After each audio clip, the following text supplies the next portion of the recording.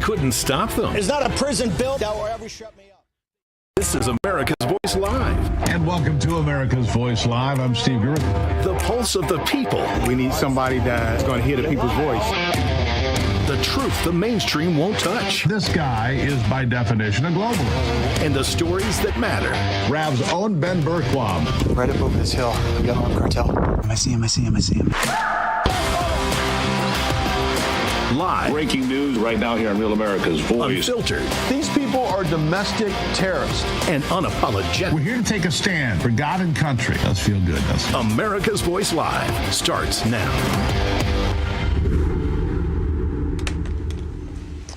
Welcome to America's Voice Live. I'm Steve Gurley. It is Thursday, the 26th of June, that is. Let's get into the day's top stories. And as always, thank you for joining us here on Real America's Voice.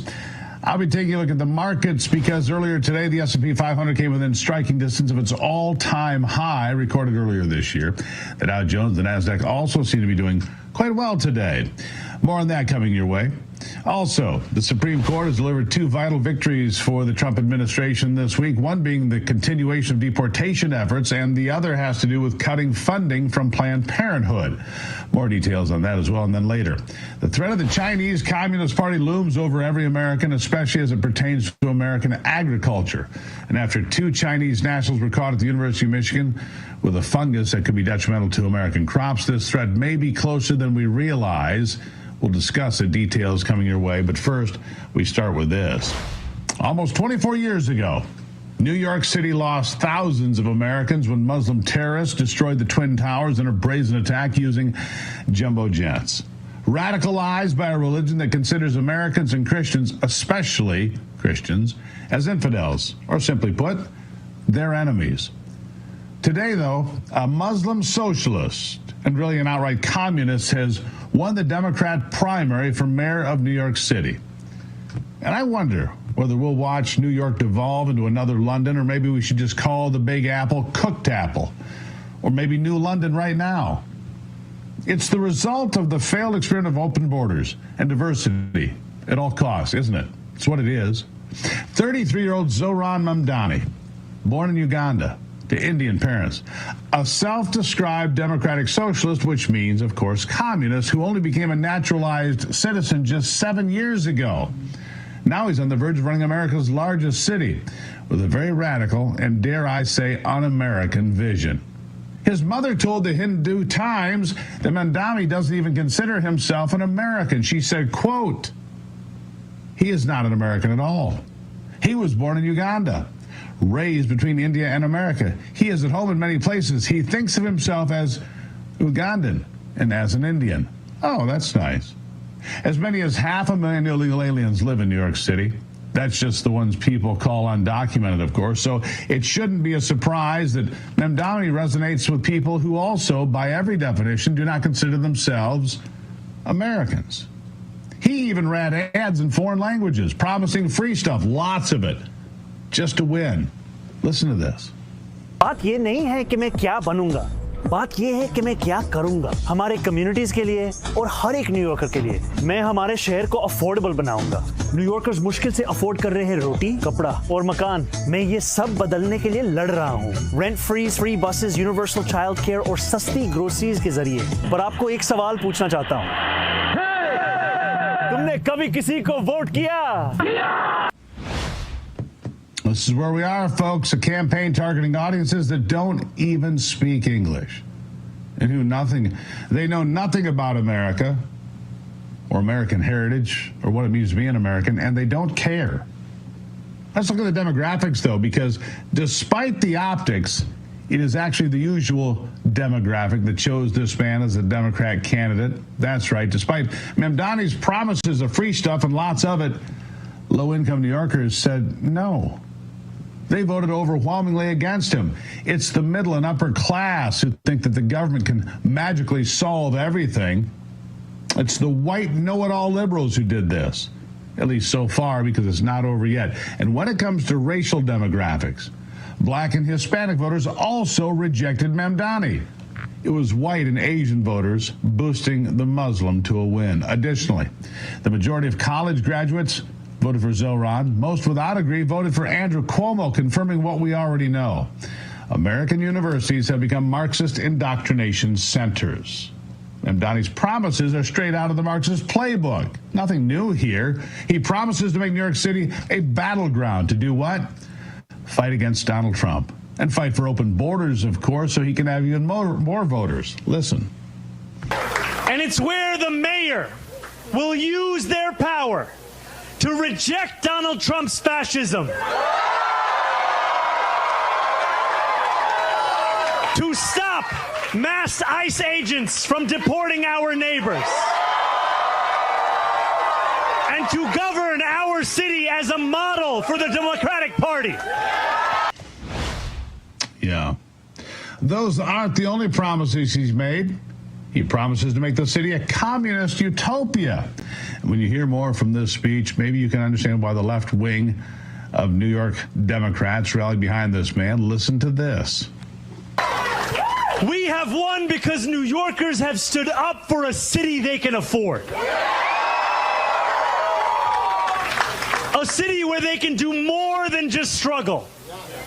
One where those who toil in the night can enjoy the fruits of their labor in the day.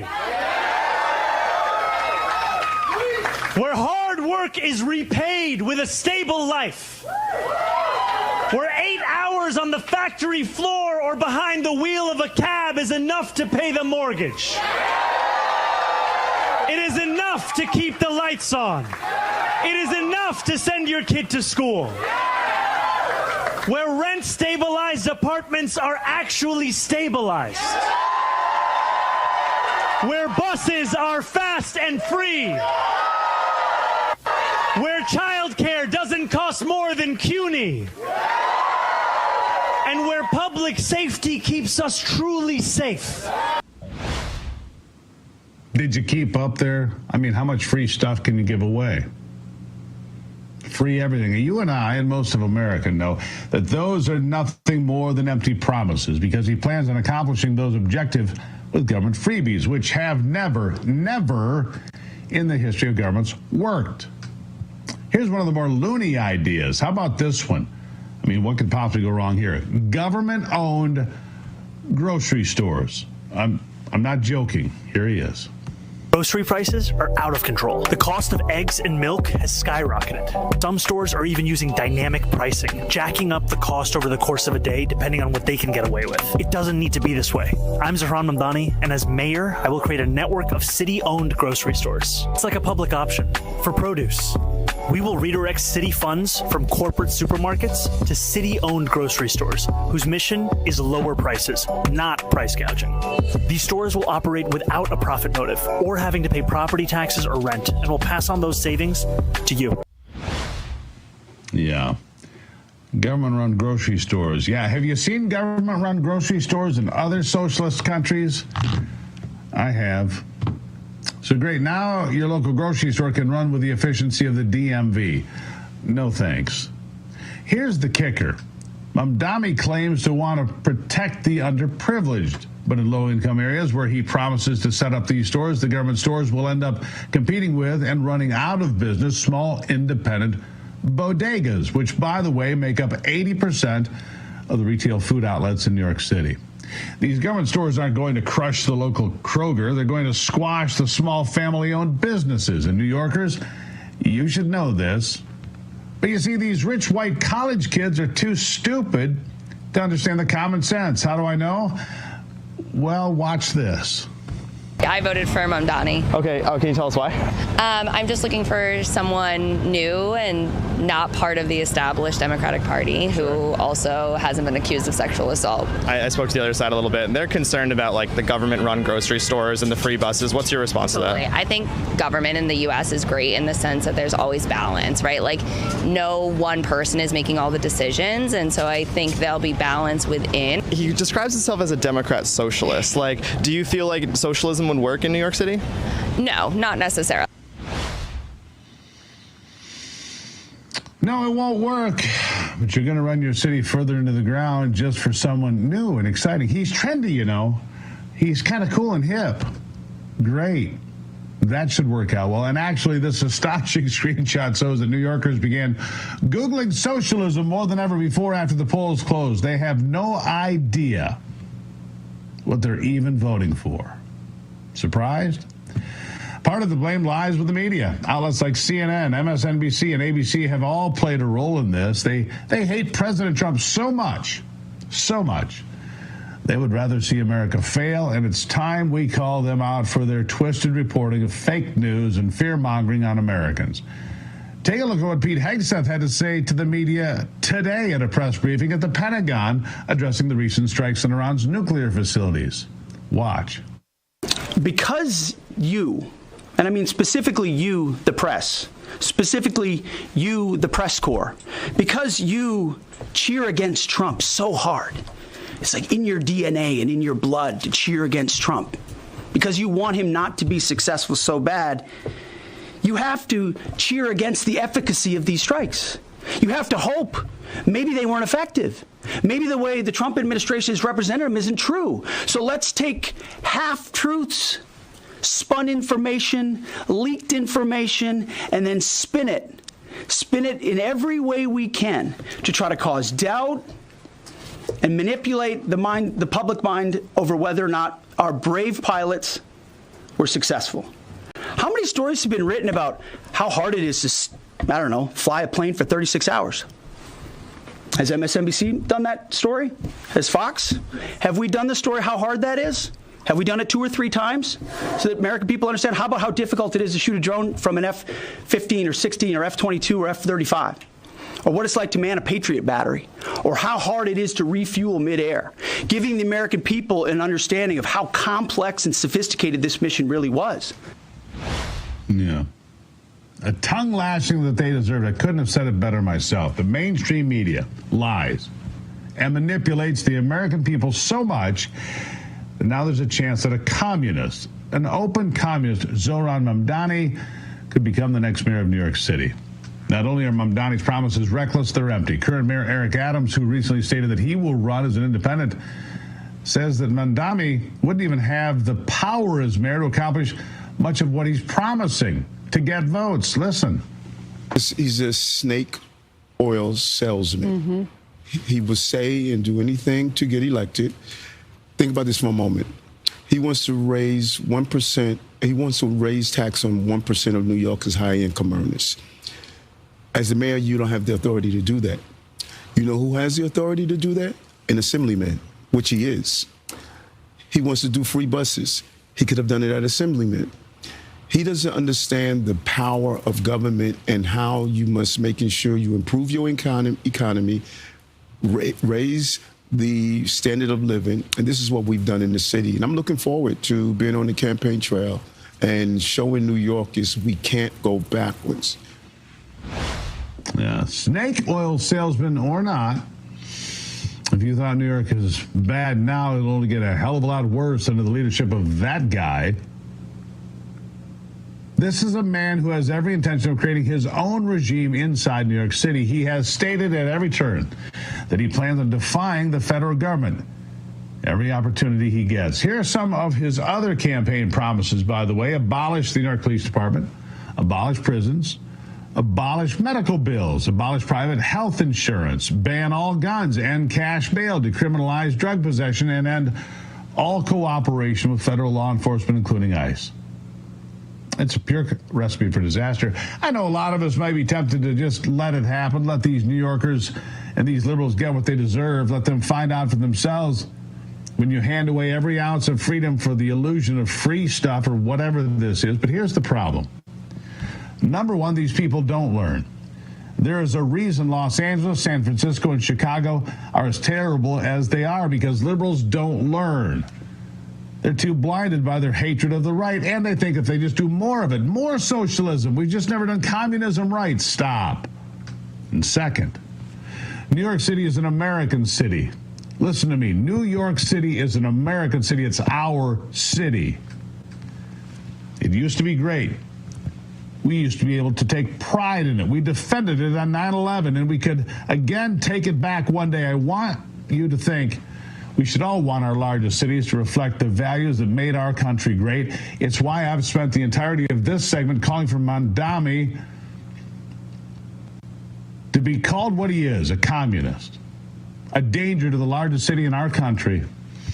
We'll see just how rotten the Big Apple has become in November when the mayoral election is held. But for the sake of New Yorkers and Americans everywhere, I hope this is as far as Mamdani gets. Eric Adams, never been a big fan of yours, but by God, you better run a good race. You better bring Republicans in. You better bring in common sense people. You better win, Mr. Mayor. Coming up after the break, I'll be checking in with Brian Glenn, who's at the White House today, gearing up for President Trump's meeting with GOP leaders on the big, beautiful bill.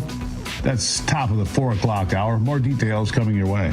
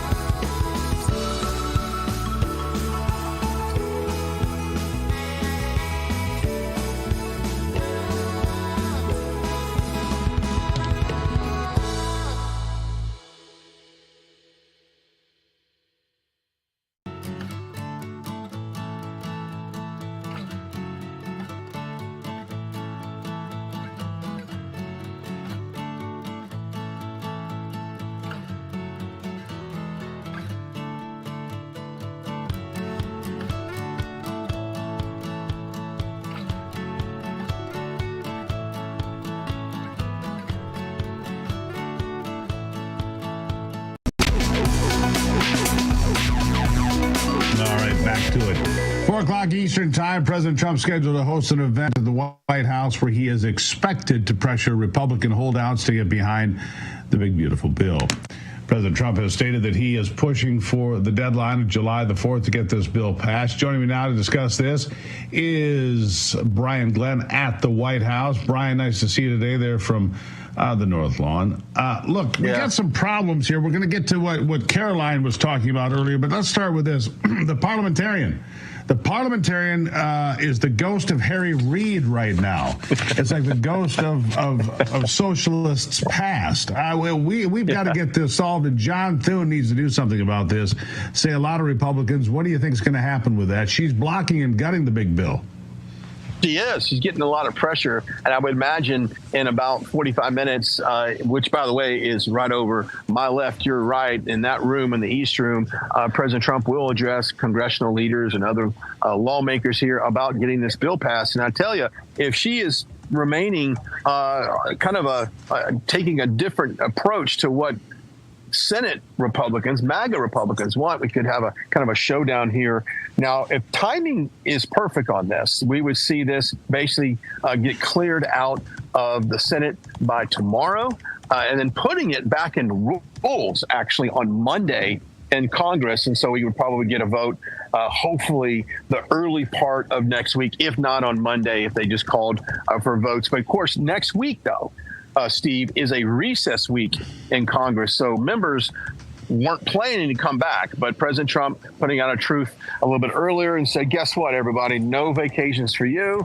We're going to work on this and get it done. I think that's right. I think that's what the American people would think. We don't get to go on vacation every other week. We don't get, 2-week spring breaks and 2-week summer breaks and long breaks here and there and everywhere. We don't. We work. And Donald Trump works. That's one thing you can say about the guy. Like him or not, he works and he expects others to do the work as well, doesn't he? He does. He does. And by the way, Steve Scalise's office sets that calendar for Congress. So if the members don't just get to pick, this, I'm just letting our viewers at home know this. They don't just take off when they want to. Steve Scalise, his office sets the calendar. Now, fast forward to August. You ready for this, everybody? Hang on. They are absolutely out the entire month of August. And if you fast forward to September, that's when we could have a possible CR. That's the deadline, the end of CR. So whether or not they get this stuff worked out in July, likely not, but maybe. You're out in August. So that leaves you about 3.5 weeks, Steve, to get that CR worked out. But I know a lot of members right now are absolutely a hard no on that. So hopefully Speaker Johnson and Republicans can come together to not force kind of a last-second effort like they did last time. But, we got the control. If we just need to get things done. And hopefully today, starting at around 4 o'clock, we'll get that big, beautiful bill out of Senate and onto Congress. All right, let me ask you about this. Some members of the media took a brutal beating from Pete Hegseth earlier today. Yeah. Jennifer Griffin from Fox News on the receiving end of, she was clubbed like a baby seal. Then Caroline Leavitt came out, delivered more of the same. When you get bloodied up, you get bloodied up. Caroline Leavitt delivering some blows to the media today as well. I mean, these people are sick of it. They're sick of Hunter's laptop, 51 Intelligence Committee people, and the Russia, all this garbage. Oh, no, by the way, you didn't really do much damage to the Iranian nuclear capabilities. Come on, people. What do you think of all that? Well, I think it's disgusting, but I'm kind of enjoying this tongue lashing that they're getting right now. And I think it's only going to get worse. And think about how we've changed. If you go back, let's just say 4 years ago, if anybody disagreed with the narrative coming out of the previous administration, we were quickly shut down. Facebook was shut down, Instagram, Twitter, they banned you and all this stuff. That no longer happens for the most part. But what's happening now is you're seeing legacy media get just slapped in the face publicly by the administration here, rightfully so. And some of these reporters, I mean, we've had a couple instances actually where someone misspoke on a story in the briefing room. Next thing you know, they get kind of reprimanded in public, and you kind of don't see them for a while. Or they say something very stupid, and you don't see them for a while. So maybe we've turned a corner in that regards. But hey, it's the media landscape has changed so much just under this administration. Yeah, Brian, there's a reason that the corporate media is not trusted, and they're flocking in droves to places like Real America's Voice every day, looking for some truth. Brian Glenn, thank you. Greatly appreciate All right, it. Thanks, Steve. Have a good one. There you have it. A new administration in Washington has brought a lot of attention, positive changes when it comes to fixing the broken healthcare system. The reality is, however, that there's only so much the government can do, and if we really want to take care of ourselves and make America healthy again, it starts at home with you and with me. And that's where the Wellness Company comes in. You see and hear from TWC doctors all the time on this network and this program, and you know that their products are the gold standard for keeping you and your family safe and healthy. The Wellness Company gives you the opportunity to make sure you are prepared for whatever happens with their series of prescription medical kits. Kits that contain an assortment of life-saving medications and guidebooks to assist you in the proper use of all the medications. Additionally, the Wellness Company offers a variety of products from parasite cleanses to methylene blue to weight loss and so much more that can help you stay healthy and live a longer, more satisfying life. Make America healthy again starts at home. Do your part. Protect the health of you and your family. Go to twc.health/voice and order today whatever you might need. twc.health/voice. Use the promo code VOICE. Save 10%. Coming up after the break, I'll take a look at the markets to see where we stand as of today. And I must say, they're looking pretty good. We'll be right back.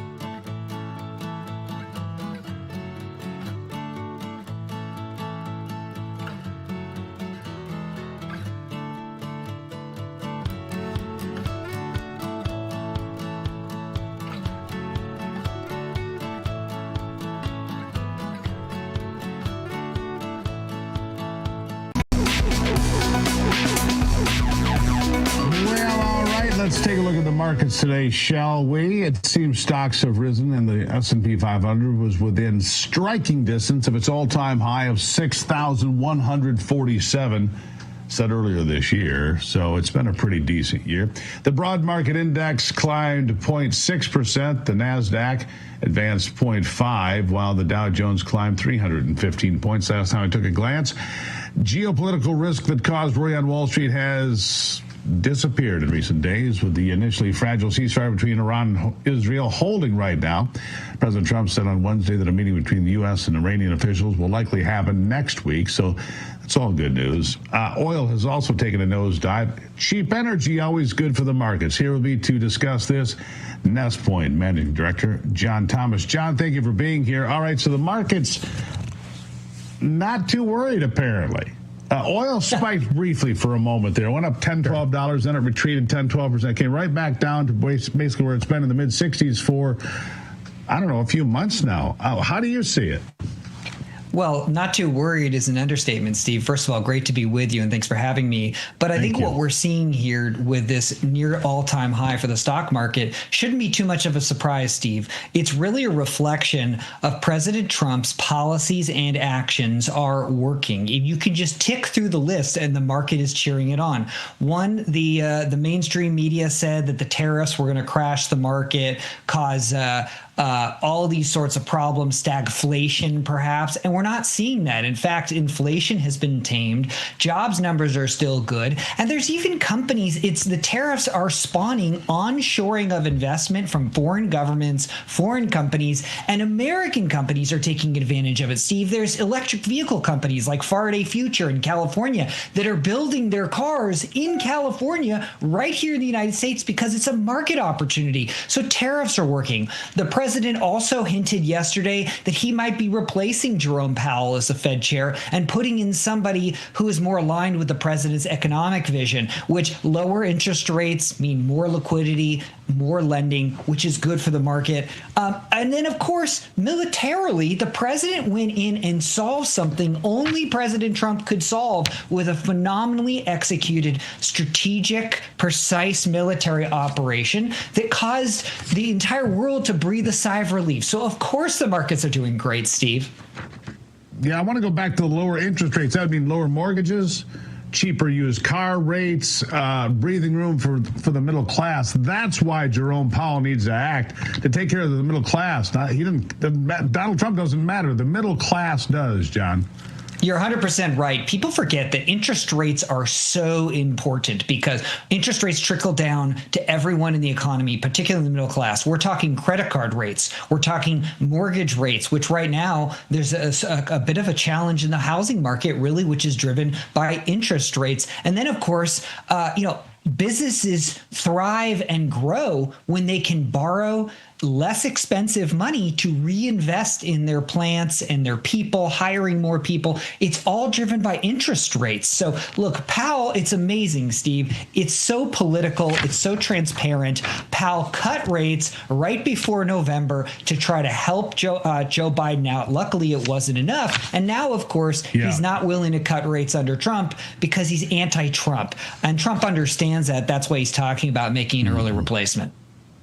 Yeah, he called interest rates, brought them down when the inflation rate was significantly higher than it is today. That tells you all you need to know. John, I got to leave it right there. Greatly appreciate you being here today. Thank you, sir. Thanks, Steve.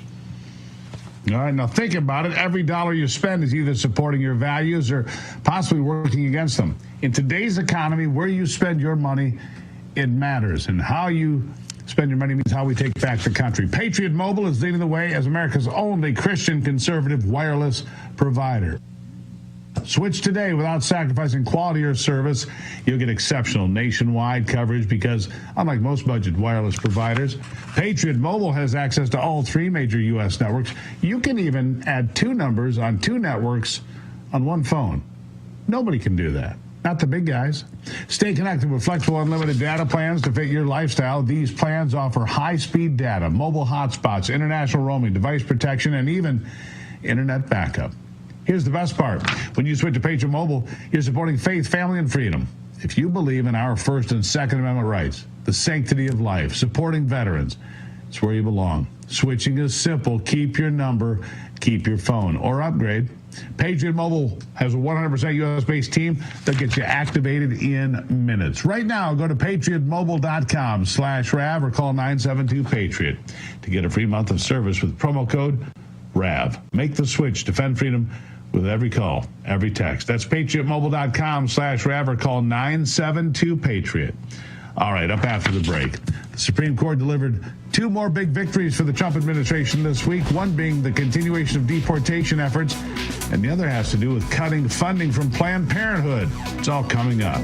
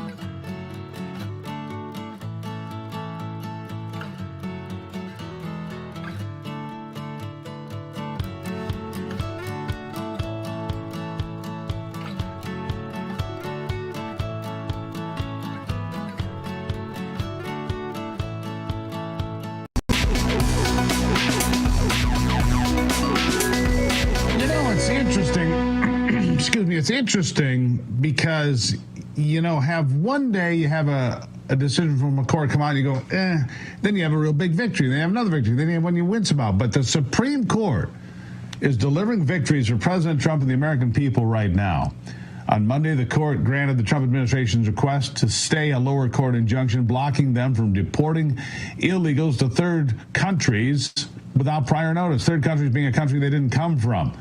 A near-term win for the Trump administration as it looks to quickly enforce its immigration crackdown and throw people out of the country. Another victory came earlier today when the Supreme Court ruled that South Carolina has the power to block Medicaid funding for Planned Parenthood clinics. The victories are coming in from Los Angeles, in all angles, because President Trump and his administration are doing well. Here with me to discuss this is Naval JAG officer, U.S. lawyer, and a candidate for the GOP primary for one of North Carolina's Senate seats. He's going up against Tom Tillis. Don Brown is with me. Don, nice to see you. Steve, it's great to be back with you. Hope you're doing well. I'm doing great. Look, these are big wins. The Planned Parenthood thing, big win. The ability to continue to send criminals out of this country to places like El Salvador or Guatemala or Costa Rica or anywhere else we see fit. It's now back on. The Supreme Court has issued its ruling. You can't stop it. Donald Trump is delivering, isn't he? That he is. Last summer the court had a pretty good run. There were a couple of cases I didn't like, but most were pretty decent. We've had two really strong cases today. And when you start really with the deportation case from 35,000 feet, this is an example, again, of some of these Democrat federal judges just making a mockery of the grand constitutional tradition of separation of powers. You see, Steve, federal judges have no business meddling in immigration or naturalization, which is left to the Congress and the president under the Constitution, nor do they have any business meddling in military affairs. Same thing, left to the Congress and the Constitution. You had this judge up here in Massachusetts, Murphy, he decided that these 8 or 9 thugs that were placed on this airplane, they were going to be shipped to South Sudan, as you point out, a third-party country, not their country of origin. He issues a stay, giving them a right to 15 days and an opportunity to have a hearing to show whether or not going to be tortured. Now, this goes into a fundamental issue here. The first 7 words of the Constitution are "we, the people of the United States." Not "we, the people of Cuba or Cambodia or Mexico or Laos or Thailand," but of the United States. Constitutional rights and the right to due process is reserved primarily for American citizens. And these Democrats have tried to spread those rights all over the world, even for illegal aliens who come into this country and killed people and brought in fentanyl and done all kinds of things. So that was a really, really good win for the court. The court basically, in what we call a summary opinion with no opinion, basically reversed that order. And the Trump administration is now free to go ahead and deport these guys, although I hear that the judge himself is kicking his heels. Judges like this need to be dealt with. Yeah. Doesn't matter. He's going to try to throw his will past the Supreme Court. That will not fly. The big decision still hanging out there, though, birthright citizenship. Don, what do you think? Well, this is a great win for states' rights. It's a great win for the state of South Carolina, where I'm also licensed to practice law. In 2018, when Governor Henry McMaster became governor of South Carolina, he looked and he saw that South Carolina was sending some of its Medicaid money to Planned Parenthood. And, of course, in 1976, the Hyde Amendment already made it illegal to send Medicaid money for abortions. So the governor moved to stop South Carolina's spending on Planned Parenthood and basically cut them off as a provider. And the case went to the Supreme Court, actually went to the district court and the circuit court to rule with Planned Parenthood and the plaintiff, and the Supreme Court reversed that and said, listen, you don't have an individual right to sue under the Civil Rights Amendment, 42 U.S.C. Section 1983, when this is clearly an issue of funding. And so it's a big win for the state of South Carolina. South Carolina is largely pro-life. Abortions are not permitted before 6 weeks. And so it's a great win for states' rights, and it's a great win for life as well. All right, Don, you're running for Senate, and so I'd like to end this segment a little fun. I want you to look at this. It's a compilation of Democrat Senator Bernie Sanders during an interview on Joe Rogan's podcast, and he was being asked about the Green New Deal and climate change and all the changes he wants to make in America and all the facts behind it. Here's what Bernie had to say about all the facts behind it. Listen. Have you prepared for this? I am well prepared. What are your thoughts on this? There ain't no easy answers. Let me throw that out to you. I don't have a magical solution. I wish I did. I don't. I don't know the answer to your question. Admittedly, it is complicated. I don't have the magic answer. Okay, I don't have the answer to that question. That's the problem. What does it mean? What does that mean? What does that mean? So, and again, please, these are complicated issues. I surely don't have all the answers. What was they saying? Right now, where is it? I think, don't quote me on this, maybe in Norway. So, all right, I'm gonna plead ignorance. Again, I'm trying to think here, and I wish I had better answers for you. I mean, it's a great question. I don't have the easy answer to it. I don't. He doesn't have any answers about any of it. But he wants to change America fundamentally and take energy away from the middle class and the rest of us, and jack up taxes and make us use windmills instead of actual power sources. And he has no answers at all. What would you say to that kind of clown behavior? Well, first off, he has this in common with Tillis. My opponent, Tom Tillis, is trying to ram green energy back into the big beautiful bill. And so that he and Bernie have in common. It's a rather comedic thing. At least he had the guts to go on there, unlike Kamala or Joe. But this is the problem you've got. You have Democrats and rhinos just spouting out all kinds of crazy socialist ideas. They can't defend them. And we're back at square one. We're going to turn this country around. We're going to kind of do away with this nonsense. That's a nice little clip by your producers, by the way. Really enjoyed it. There you go. All right, Don. Thank you for being here. I'm sure we'll talk again. A long way to the primary. Hang in there. Do well. We'll talk soon. Thank you, Steve. Good to see you. All right. After the break, I'll be discussing the threat of the Chinese Communist Party as it pertains to American agriculture, you, me, and our food, as well as the big, beautiful bill, with Congressman Mark Harris of North Carolina. I'll be right back.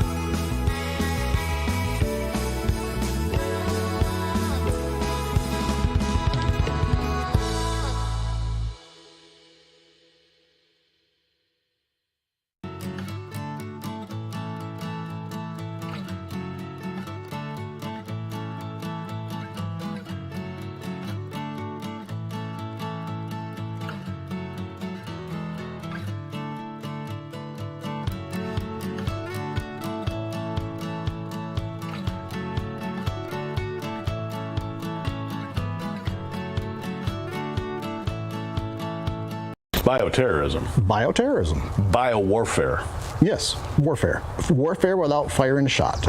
So what will it take for Americans to recognize the clear and present danger that is China? And what will Washington do to protect our farms from being destroyed by pests delivered intentionally? The bottom line is this: targeting American agriculture is just another strategy in the Chinese approach of asymmetrical warfare. Is it an act of war? It's an act of war, yes. There you have a preview of a special tonight between me and John Solomon on Just the News. We'll be discussing the threat of the Chinese Communist Party as it comes to American agriculture and our food supply. Here with me to discuss this, Congressman Mark Harris of North Carolina's 8th Congressional District. Congressman, thank you for being here. You're also a member of the House Committee on Agriculture. I'm sure you saw the headlines. University of Michigan students caught with fungus in their possession, fungus that could impact corn, wheat, barley, rice, depending on what form of fungus it is. It's something we need to pay a lot more attention to. We're going to have a whole special on it tonight at 6 o'clock. What say you? Well, I say, first of all, congratulations to you and John Solomon for putting together that special presentation, because, as you say, this is something that is quite serious and that we've got to be awakened to.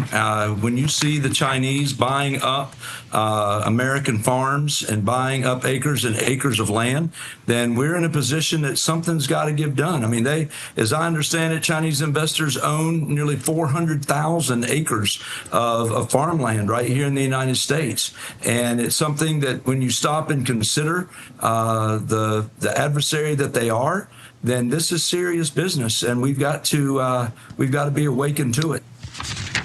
Look, when we watch all of the things going on, and there are certain things that get our attention. Look, what we just did in Iran, very important.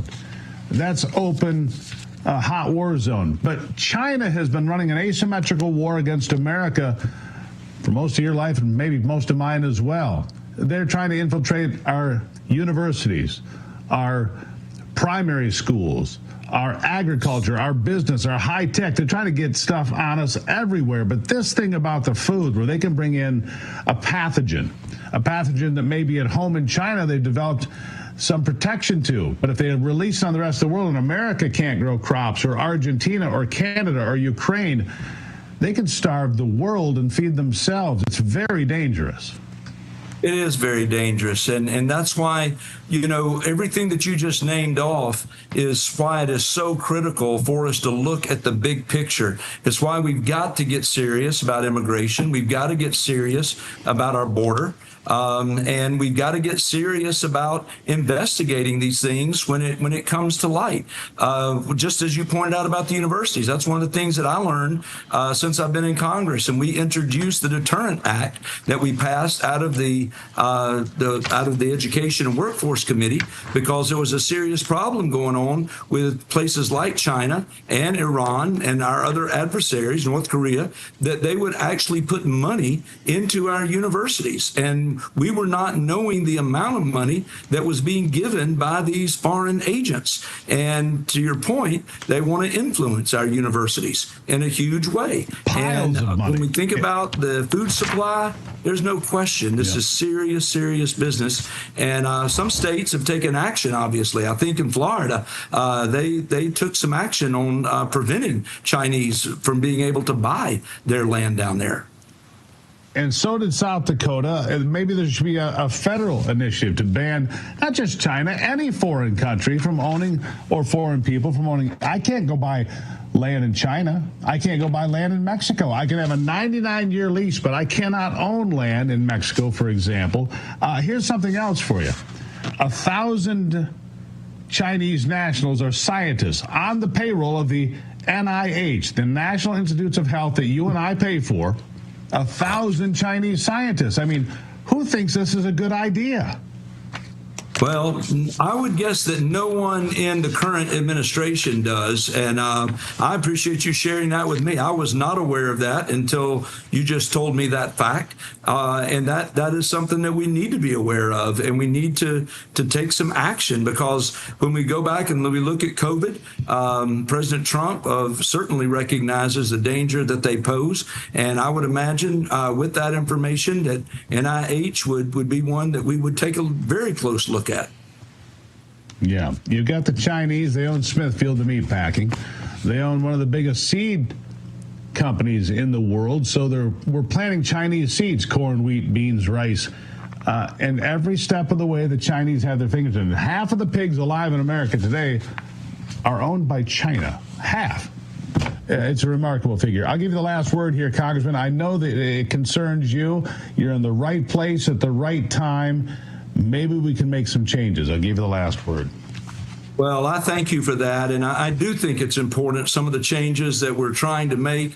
When you've got these 2 students in Michigan that are caught, again, it raises awareness at a different level. And we've got to make sure that we act on this. This is one reason that, we're trying to make sure we get additional ICE agents as part of the border security. We're getting additional Customs and Border Patrol. We're making sure that we get our deportation things in order, 100,000 beds. All of that is part of the one big beautiful bill that we are going to hopefully get through when the dust settles here.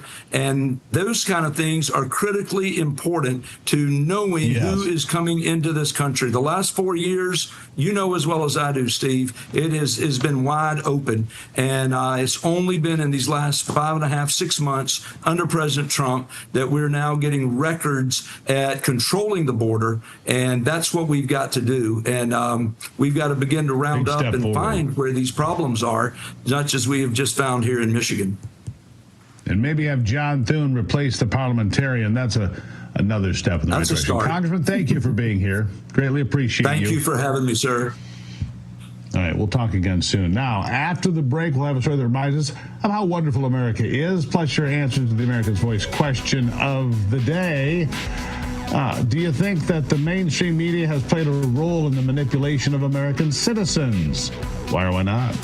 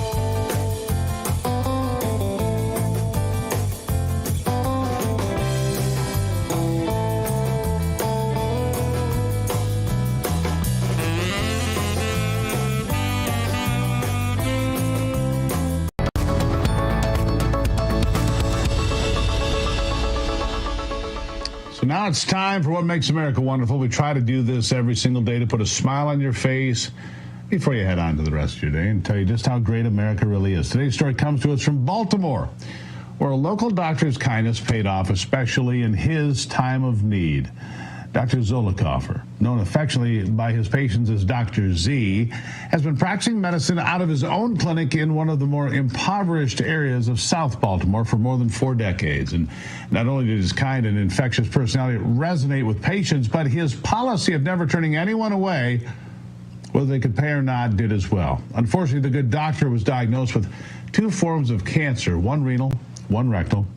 And what's more is that his health insurance was null, as there were complications with Medicaid funds that wouldn't allow Dr. Z to access funds for any of his care.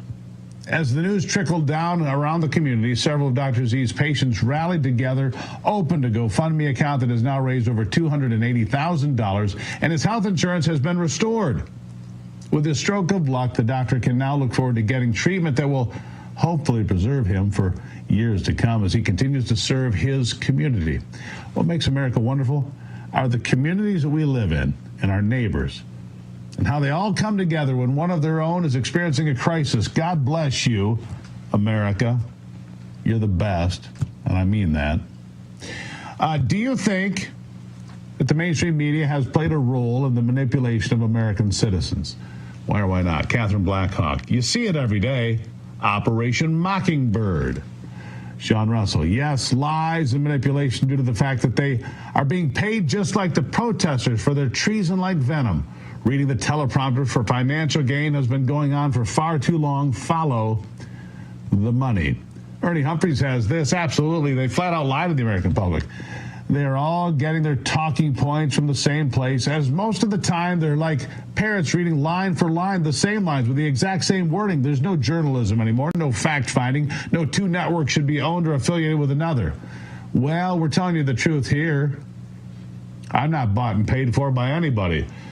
Sometimes maybe I wish I were. I'm kidding. I'm just kidding, folks. I'm not. Don't forget to start your day tomorrow with me, but don't forget to join us tonight for the special on the attacks on American agriculture coming from China on American Ag tonight, 6 o'clock. Just the news. Me and John Solomon, that special report. You don't want to miss it. I'll see you soon.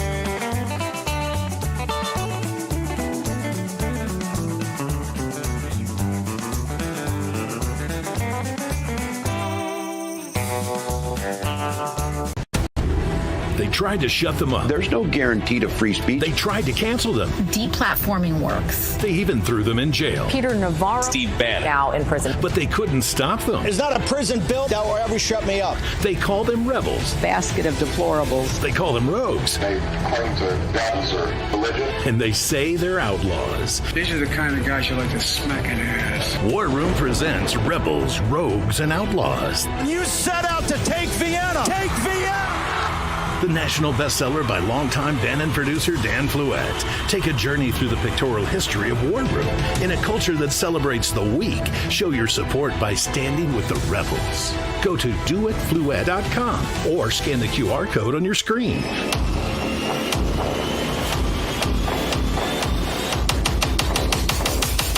Use the code RAV20 for 20% off your order. Stand with the rebels and never back down.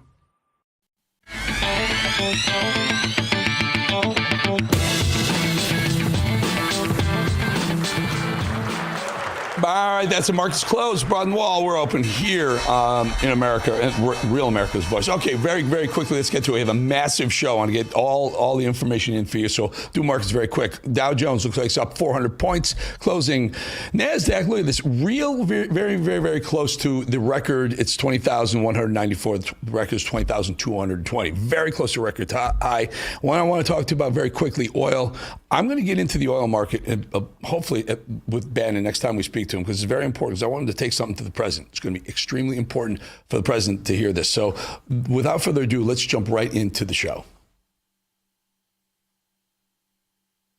All right, let's bring in this person, a wonderful friend of the show, of the network, a friend of mine as well. Congresswoman from the great state of Georgia, Representative Marjorie Taylor Greene, joins us to talk about her bill, the Special Interest Alien Reporting Act. Congresswoman, great to have you back. Tell us about this Special Interest Alien Reporting Act and how very, very important it is for America, for our safety. Yes, it's extremely important, and more important now that we saw what we saw happening between Iran and Israel. Basically, over the past 4 years, the Biden administration allowed millions and millions of people in our country, and some of them are known to be special interest aliens. These are illegals that come from countries of concern, countries like China, Syria, and Iran, ironically. And the Biden administration let in a whole bunch of these special interest aliens, but they never reported the numbers. And we have not been able to do oversight on those numbers. So my bill, we're supposed to have a vote on that later today, which I'm excited about. Once it's passed and it makes it to President Trump's desk, it will require DHS monthly to put out the numbers of special interest aliens that come and cross our border and are apprehended. So, Eric, this is really important for every single administration going forward. The President Trump and Secretary Noem, they support this bill and very much want to see it passed into law. And so we can't wait to make that happen. Yeah, MTG strikes me, and if you don't mind, like the audience know, it's okay to call you MTG. We've known each other quite. I hope so. If not, you let me know. So we talked to John Solomon last night about this what they've discovered now with the White House, that there are some Chinese nationals who are they caught 3 potential bioterrorists coming across, right? And it seems to be more and more prevalent. And they've been using our immigration system or lack of borders and such to really infiltrate the country. So it's bills like yours and the work that John's doing with the White House. What were they doing for the last 4 years, MTG? I tell you what they were doing is they were building their voting base, Eric. They have kept our borders wide open for those whole 4 years because they needed Democrat voters. I fully believe it. I mean, I know some people may think that sounds crazy, but I am completely convinced that in listening to my Democrat colleagues and the ridiculous things they will defend for illegal aliens, even Jamie Raskin was on the House floor just an hour ago when I was sitting in there, and he was defending illegal aliens that got DUIs and saying they shouldn't be deported. I think the whole reason why they are defending these people is because they steal elections and they need these illegal aliens to be here to vote. Because we know once we can deport many of these illegal aliens, the criminals, rapists, cartels, we know once we get these people out of the country, America will be safer. And I'll argue that we'll win more elections. We'll win more. The country will definitely be safer. My concern, though, is that, one day it won't be President Trump and Marjorie Taylor Greene, kicking ass in Congress. And it could be Democrats again, and the same thing happens. Joe Biden literally said, Kamala, you're the border czar. Kamala did nothing. And they had that Mayorkas guy just sitting there saying the border's fine. There's no problem at the border. I think most of the people watching right now, MTG, would like to see one, if not all 3 of those people, at least brought in front of, House subcommittee and testify what the hell were they thinking that the border was closed. Yeah, I'll go a step further. It was my articles of impeachment of Secretary Alejandro Mayorkas that passed in the House, and the Senate, led by Chuck Schumer at the time, refused to hold a trial with my articles of impeachment for Alejandro Mayorkas. That was literally just last year. Here's what we need to do. It's time for Mayorkas to face charges.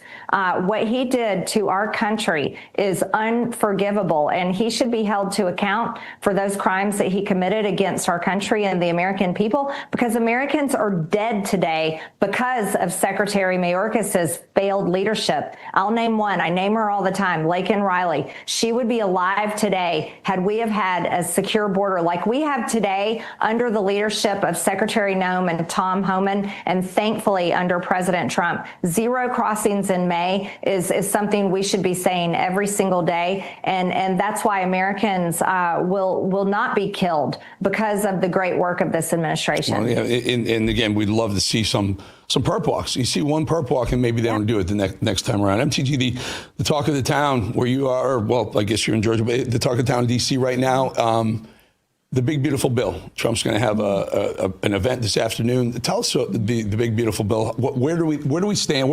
I know it's in the Senate, but tell us, is there any holdups that you're seeing? Well, I have to tell you, the big, beautiful bill has so many things in it I love, especially the tax portion of the bill, the energy portion of the bill, and the massive amount of funding that it will give to ICE to hire new ICE agents, funds the wall to be built completely and to be finished, and helps Border Patrol out. Here's the problem, though. The deep state lobbyists here in Washington, D.C. have snuck in multiple poison pills into this bill, and the Senate was supposed to take them out, and there's problems happening over there right now. I'll bring one up that I am completely against, and I am a no on this bill unless they get this thing out, and that's the AI moratorium on state rights to be able to regulate and make laws on the future of AI for 10 years, Eric. That's outrageous. That's something that definitely needs to be fixed, and I'm glad to see other senators speaking out about it, and they're coming out against it, as well as 40 state attorney generals sent a letter and said, take this out of the bill. President Trump never campaigned on that, not once. That is not his agenda. But there's also bad things happening. The Senate parliamentarian who was chosen by Harry Reid, former Senate Democrat, she stripped out these incredible provisions we had in the bill to stop taxpayer funding of sex changes on children and to stop taxpayer funding in Medicare and Medicaid for illegal aliens. And she stripped that out earlier today, and that means that money would continue funding sex changes on children. Help a poor TV host who clearly has spent zero time in the swamp. How does a Senate parliamentarian have that much power to pull something out of a bill? Exactly. Eric, exactly. You said it perfectly. That's what every single regular person across America would say. How can this unelected bureaucrat, it's called a Senate parliamentarian, be able to strip those things out of the bill? And the answer is she absolutely should not. And that's why Leader Thune needs to fire her. He has the ability to fire her, and he should do it today. He should do it immediately. Replace her quickly. Let's move on and let's pass the president's agenda. It's just it's jaw-dropping that this person has the ability to do. I mean, is it really written in the bylaws that the parliamentarian can alter bills that are literally on their way to the president?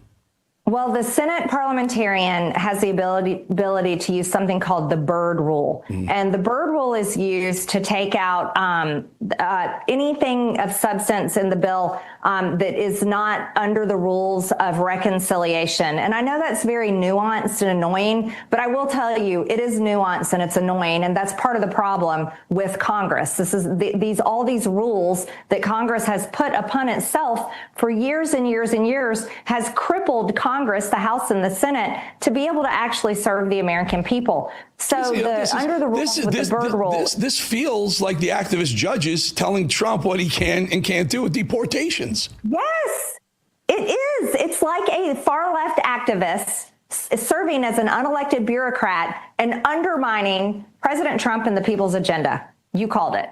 This is insane. The Republicans have the House, the Senate, the White House. You have the vast majority across, state houses as well. Let's fix this. MTG, let's fix this. Yep. Needs to be fixed. Well, everybody call Leader Thune and ask him to fire the Senate parliamentarian. Yeah, I mean, there were some things in the bill I wanted to get to. Charlie Kirk had a good point earlier today. He posted on X. I'll say very quickly. Buried on page 306 of the Senate finance text for the One Big Beautiful Bill, carve out for big multinationals to pocket taxpayer dollars for their Chinese suppliers by grandfathering existing contracts. Big auto companies like General Motors in particular pushing for this. And it basically says that whatever the bill does or will do going forward, if GM or some of the other auto companies have deals with China, they'll be grandfathered out of whatever rules or regulations they may find with this new bill. Quick thought on that before we let you go.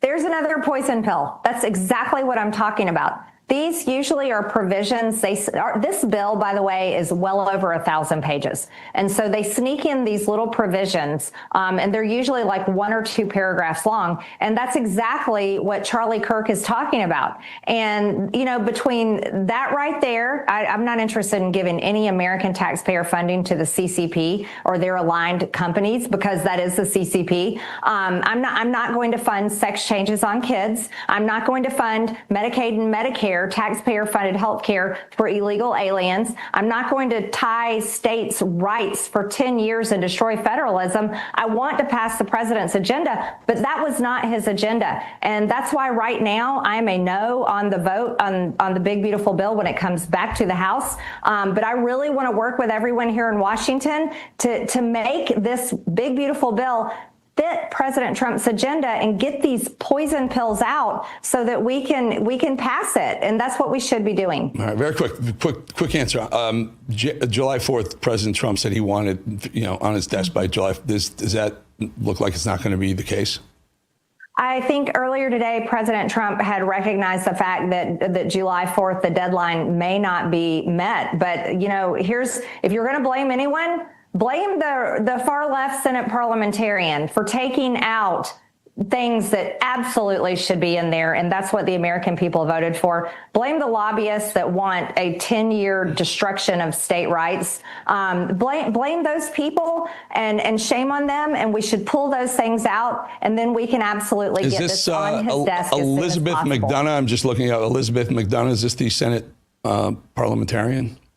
Yes, that's her. And, just historically speaking, the leader of the Senate can fire the Senate parliamentarian.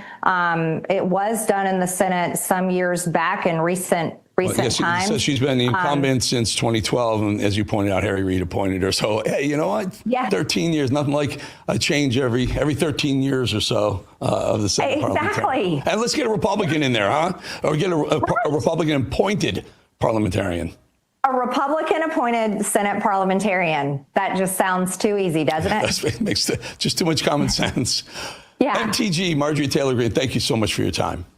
Thank you, Eric. Great to see you. You too. You too. All right, folks, think about every dollar you spend, either supporting your values or working against them. In today's economy, where you spend your money matters. That's how we take back our country. Patriot Mobile is leading the way as America's only Christian conservative wireless provider. Switch today without sacrificing quality or service. You'll get exceptional nationwide coverage because, unlike most budget wireless providers, Patriot Mobile has access to all 3 major U.S. networks. You can even add 2 numbers on 2 networks on one phone, something the big guys simply cannot do. Stay connected with flexible, unlimited data plans to fit your lifestyle. These plans offer high-speed data, mobile hotspots, international roaming, device protection, and even internet backup.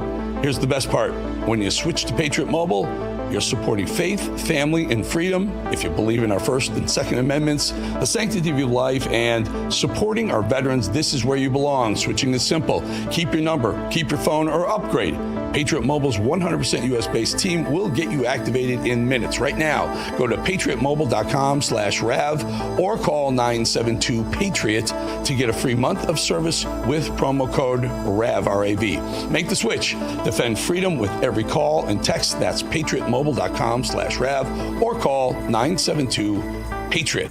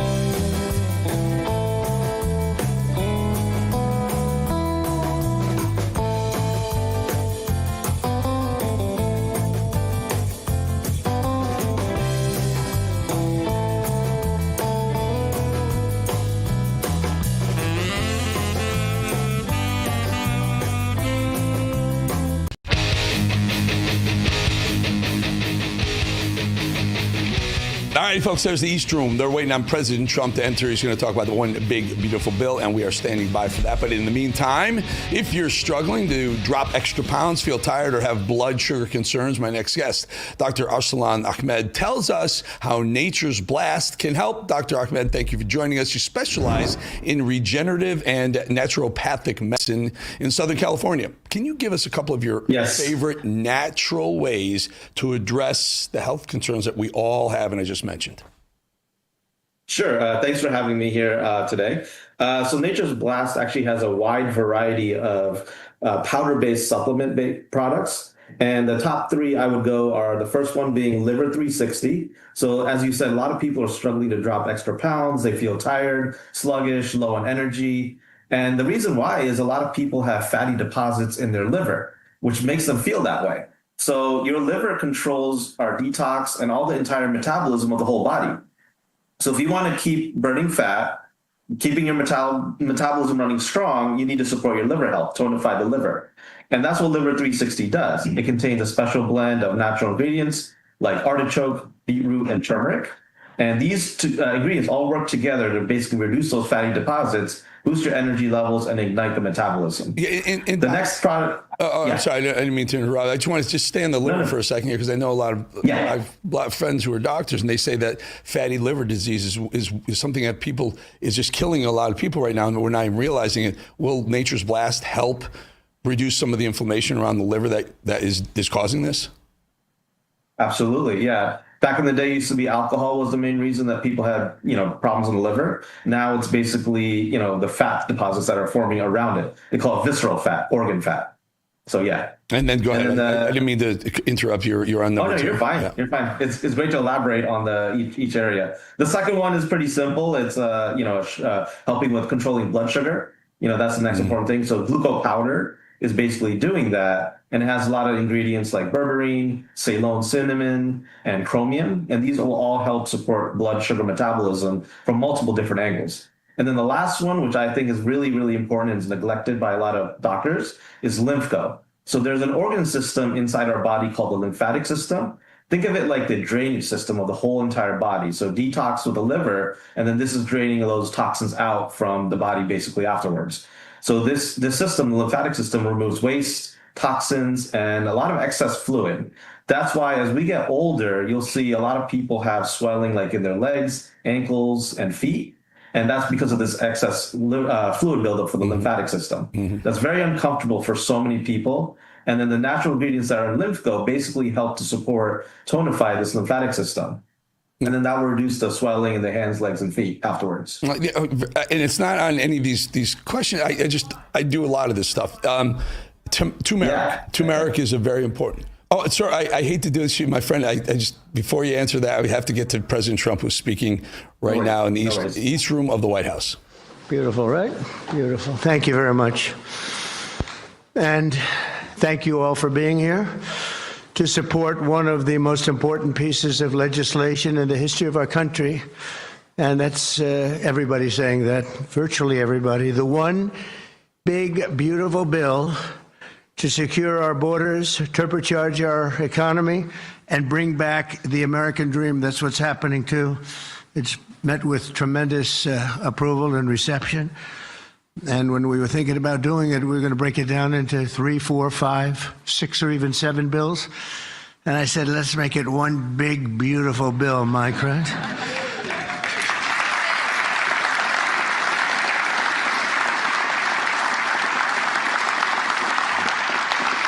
They actually said it would be very much harder to get this way, but it would be better. And the truth is, I think it worked out well because there's something for everybody, and I think in many ways much better. We're delighted to be joined by Secretaries Marco Rubio, Scott Bessent, Pete Hegseth, Doug Burgum, Doug Collins, Sean Duffy, Howard Lutnick, Linda McMahon, Brooke Rollins, Scott Turner, Chris Wright. Wow, that's a hell of a group. I think that's the biggest group of cabinet members. That's the biggest group of cabinet, and we're not finished yet because we have our great Attorney General Pam Bondi here. U.S. Trade Representative, and he's working around 24 hours. We have them one after another. Countries come. Everybody wants to be with us because we have the hottest country in the world. A year ago, we had a disaster on our hand. We had the coldest country, I think, by far. And now we have the hottest. The King of Saudi Arabia, when I was there, we brought back $5.1 trillion between Qatar, Saudi Arabia, and UAE. And all three said, great leaders, they all said to me the same thing. You know, it's amazing. In 4 months at that time, now it's getting to be close to 6. But in 4 months, they said, you have the hottest country anywhere in the world. It's not even close. And they thought we were dead a year before that. They said, I thought you were dead. The country was dead. And it was pretty close to it. But we have the hottest country in the world, so it's great. And Trade Representative Jamieson Greer is very busy because, where are you, Jamieson? Everybody wants to make a deal and have a part of it, right? I know you and Howard and Scott are working overtime, making deals with other countries. Remember a few months ago, the press was saying, do you really have anybody of any interest? Well, we just signed with China yesterday, right? Just signed with China. We have everybody. We're not going to make deals with everybody. Some we're just going to send them a letter, say, thank you very much. You're going to pay 25, 35, 45%. That's the easy way to do it. And my people don't want to do it that way. They want to do some of it, but they want to make more deals than I would do.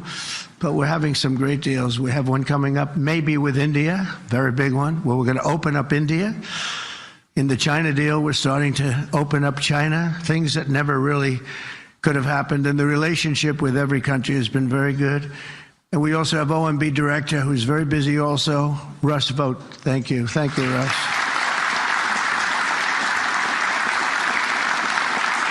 And also, I want to give a very special thank you. This is a hell of a group we have here. This is amazing, the quality of people. But actually, I like these people and most of those people much better than the people I just named, okay?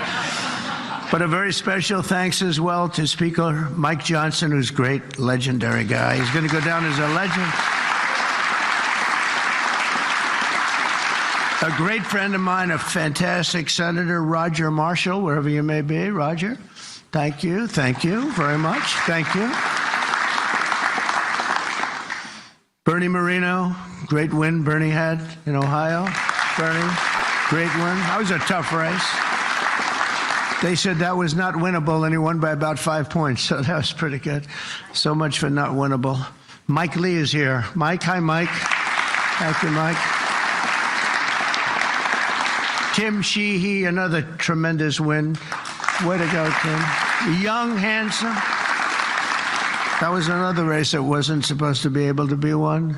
They said, well, we have a very young, handsome guy. I said, does that matter? Looks don't matter, do they, Mike? Looks. Anyway, great job. You can't help it. You can't help it. Great. That was a great race, along with Representatives Paul Gosar, Greg Murphy, Tom Kaine, Jen Kiggins, Rob Bresnahan, who's where is Rob? Stand up, Rob. Let me see you. Good. He's done a fantastic job. And Ryan McKenzie. Thank you, Ryan. Thank you all. That's great. It's a big group of people. We're here this afternoon to share the stories of an incredible group of patriots from across the nation whose future we are defending with the One Big Beautiful Bill. This is the ultimate codification of our agenda to, very simply, a phrase that's been used pretty well by me over the last 10 years, but maybe even before that, make America great again. Very simple, make America great again. When Joe Biden used to get up and say, we will stop this horrible MAGA, We're going to stop MAGA. We're going to fight it. I said, Joe, loosen up. It's called Make America Great Again. It's okay. Remember that he got up so angry. He was so angry. He said, make America great again. But we'll deliver a record tax cut, a record spending cut, a record investment in border security. We've done so well on the border. You know, last month we had 0 people that crossed the border. 0.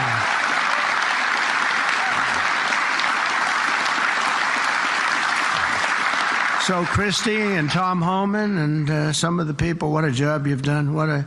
But, you know, people forget about that. They don't care. The border's been fixed. I wanted to talk about the border 2 days ago at a big group. Sir, they don't want to hear about the border. Why?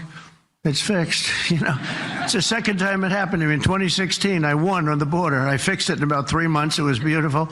And they wouldn't let me talk about the border. Sir, nobody wants to hear about the border. But we're going to talk about it anyway. Right, Tom Homan? We're talking about it anyway.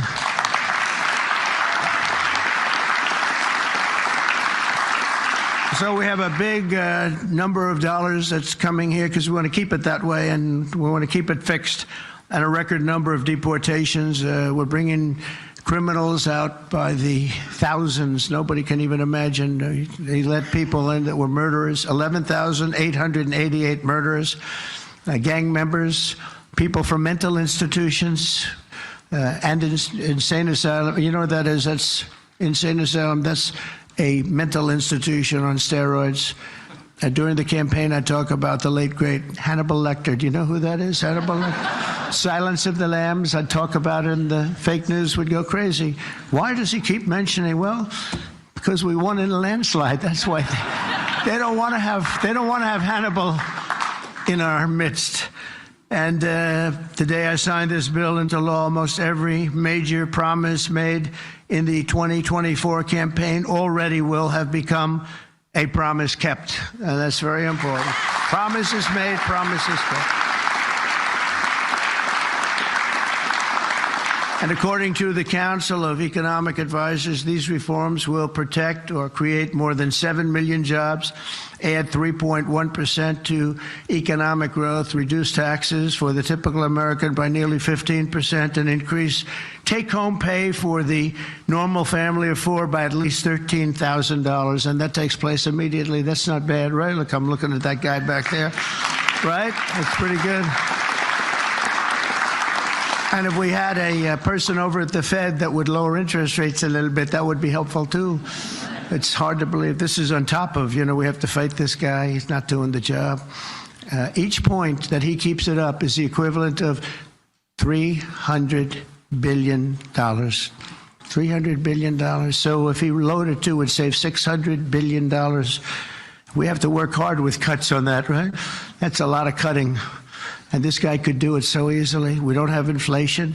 Well, we might have inflation. Yeah, and if you do, you raise the rate a little bit. That's okay. But we're going out because Biden gave us a lot of short-term debt. And given the short-term debt, he did us no favor. So I think what we'll do is we'll probably just extend the short-term debt and then go out, because I don't want to tie it up for 10 or 15 years at a high rate.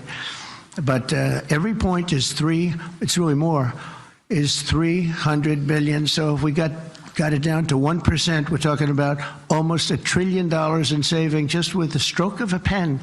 No work, no missing anything, just like an accounting situation. Oh, Doug Collins, I just see Doug. Did I mention you, Doug? I don't think so. I'm glad I saw you. I'm glad that somebody's going to be in big trouble with you. They didn't write your name down, Doug. Somebody's in big, somebody's in, I got you. So we think of that, though. We save, and all you have to do is so simple. I'm explaining to this guy, and Biden extended him. That wasn't good. I'm explaining to him, you can do so much for our country. You could save $1 trillion just with a stroke of a pen. Just the utterance of a sentence that we're going to be cutting. It's a shame. It's a shame. We're one of the highest. We should be the lowest. With the United States of America, we'd have money coming in like at levels that they have never seen. I got a call the other day from the people in Congress because we're doing our bill. I didn't even tell you this, Mike, and they called. They said, there's something wrong with the numbers, sir. I said, what's wrong? I don't know. They're not balancing out. There's something really wrong. I said, is that a good thing or a bad thing? Well, we don't know. I said, what's the problem? We're taking in much more money than we have scheduled. I said, so far that sounds good. They said, how much is it? About $80 billion. I said, do me a favor, check the tariff line. They called me back an hour later. Sir, we've taken in $88 billion in tariffs. Isn't that a beautiful thing? $88 billion. I thought I'd tell these little stories. Go off script and tell these little stories, Scott, right? Because it does make it a little more interesting. Although my speechwriters have just gotten every award in the book. Vince, where are you, Vince? Where are we? Where's Ross? He's gotten all these awards, and I'm going off the record all the time. Where is he? He didn't show up to the speech. He wrote the speech. He didn't show. Well, that means he has confidence in me.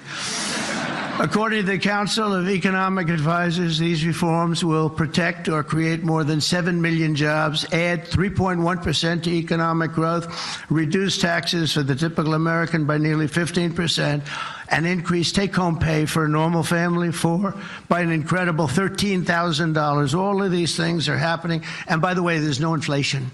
All of the numbers I gave you, all of the money that's coming in, and maybe more importantly than the billions of dollars we're taking in with tariffs is the fact that we've got hundreds of plants going up all over the United States that never would have been here.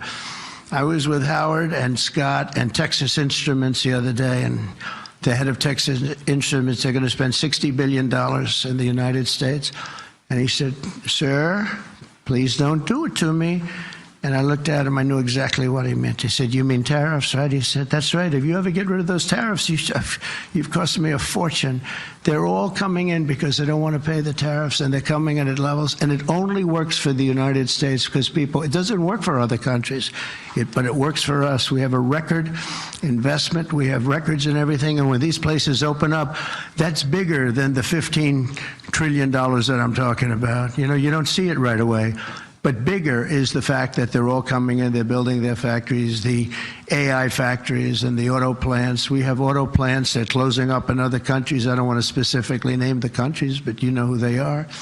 And they're coming into the U.S. and they're opening up and building like nobody's ever seen anything like it. I don't call it a miracle. I call it, this should have been done 40 years ago. We would have never lost our auto. We lost 50% of our auto industry to China, Mexico, Canada, and various other countries. Should have never happened if you had a president that said, we're going to charge you tariffs. You're not going to build next to us. Send it in and take away our jobs. If you would have said 25, 50, or 100% tariff, not one company would have left. But they weren't business people. They were politicians, not very good ones and some good ones, but some really not good at anything, to be honest with you. We're going to stop the largest tax hike, and we're going to do that in history. This would be, if the bill doesn't pass, there'll be a 68% tax increase. Think of that, 68%, which would be the largest in history by about 40 points. And we'll make the Trump tax cuts permanent, expand the child tax credit, and we will deliver no tax on tips, no tax on overtime, and no tax on Social Security for our great seniors.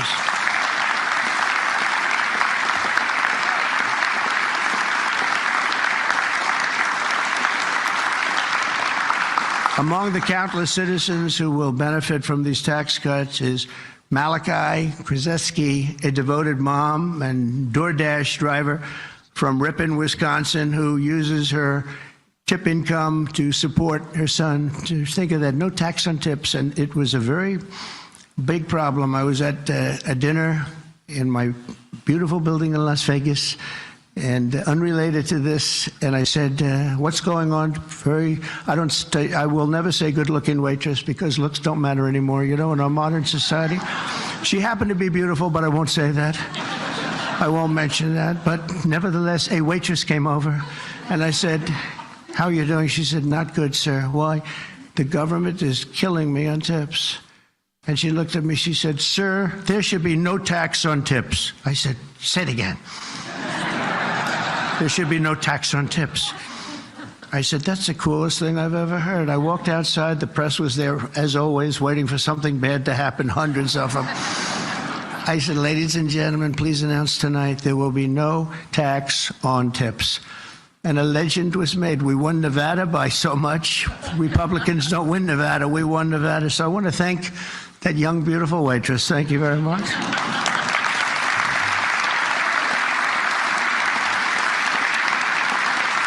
But with no tax on tips and other cuts, this bill will save Malachi thousands of dollars per year, enabling her to achieve her goal of visiting every U.S. state with her son. She wants to visit every state by the time he's 18 years old. So, Malachi, it sounds to me like you're off to a fantastic start. And where are you, Malachi? Where are you? Congratulations. Great.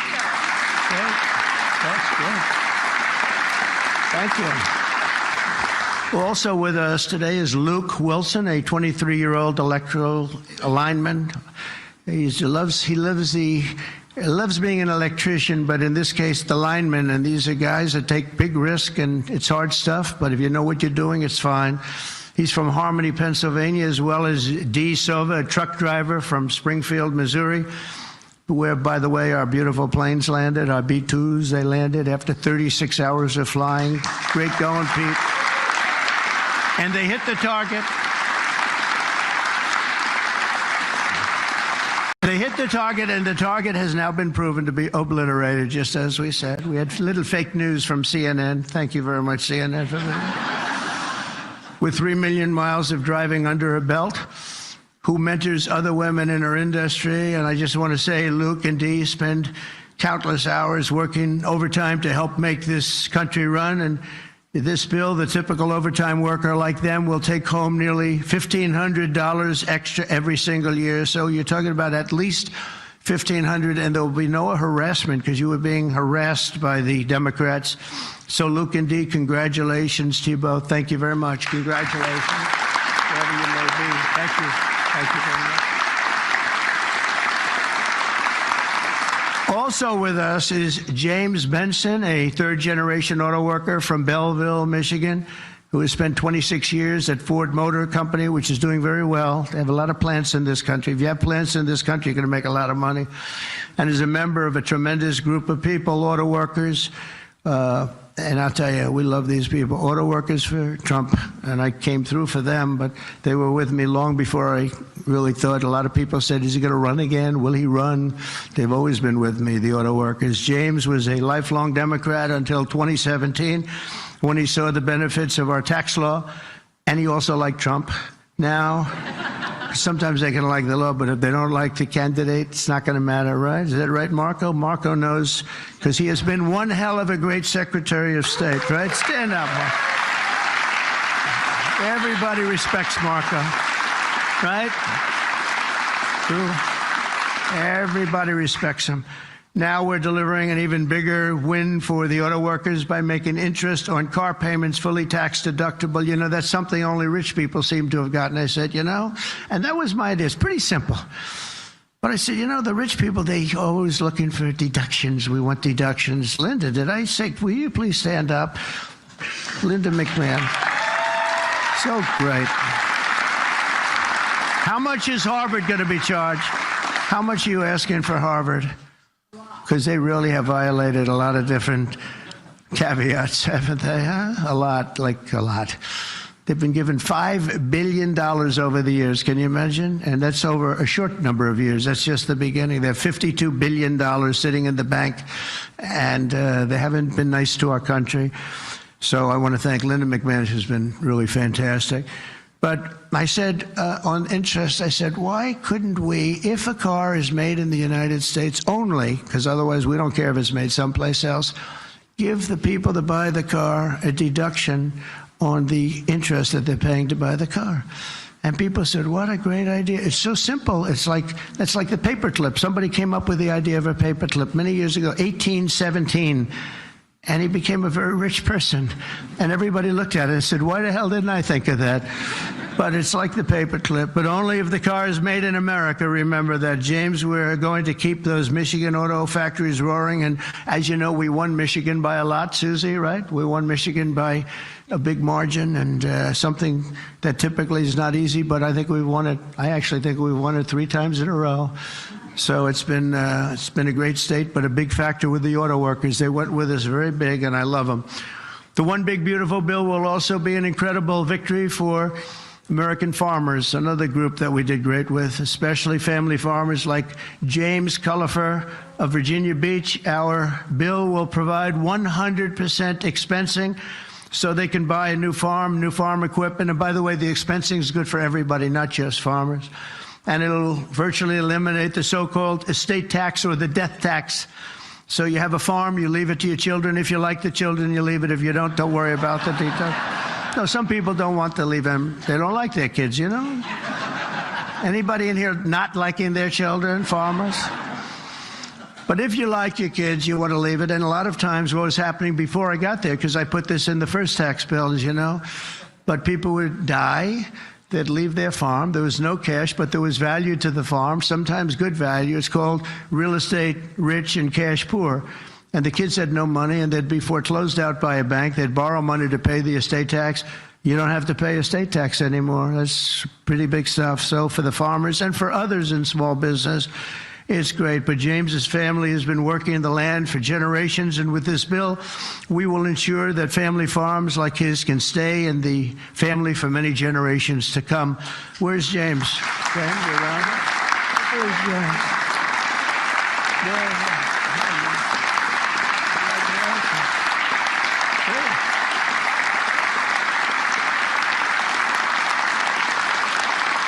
That's great. And you know what I mean, James, right? People pass away, they love their kids or whoever they're leaving, but they love their kids especially. And you won't have the family farmer anymore the long time because they were losing them to the banks and they were losing them at record numbers. It's not going to happen anymore. There's no tax. We're also going to empower American parents by expanding opportunity scholarships to provide school choice. School choice is a big deal.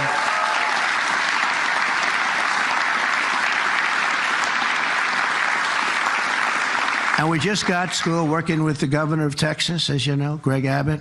We just had it passed in Texas, and I know about that. Somebody said, yeah, that was a big deal. They've been trying to get it for 9 years, and they asked me if I'd call the legislature, Republicans in the legislature, and I did.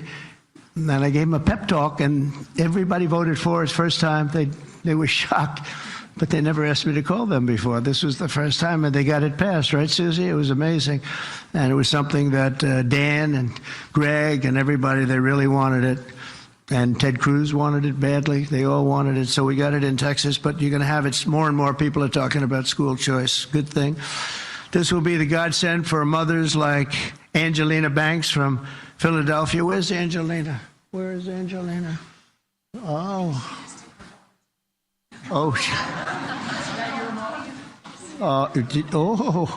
you are very pretty.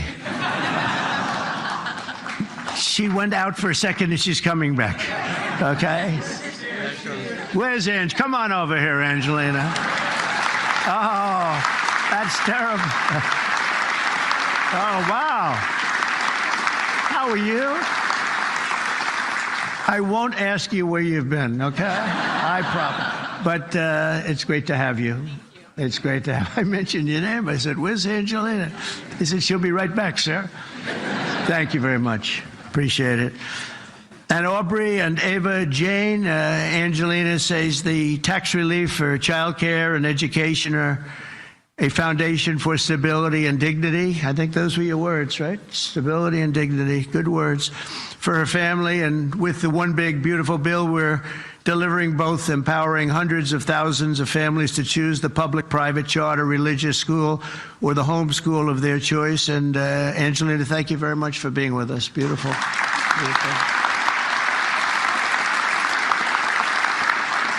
So this bill will also be the single most important piece of border legislation ever to cross the floor of Congress. We will hire 3,000 new Border Patrol officers and 10,000 new ICE agents. And these people are great. I tell you what, I got to know a lot of them. And we have tremendous representation. They've been for me from day one.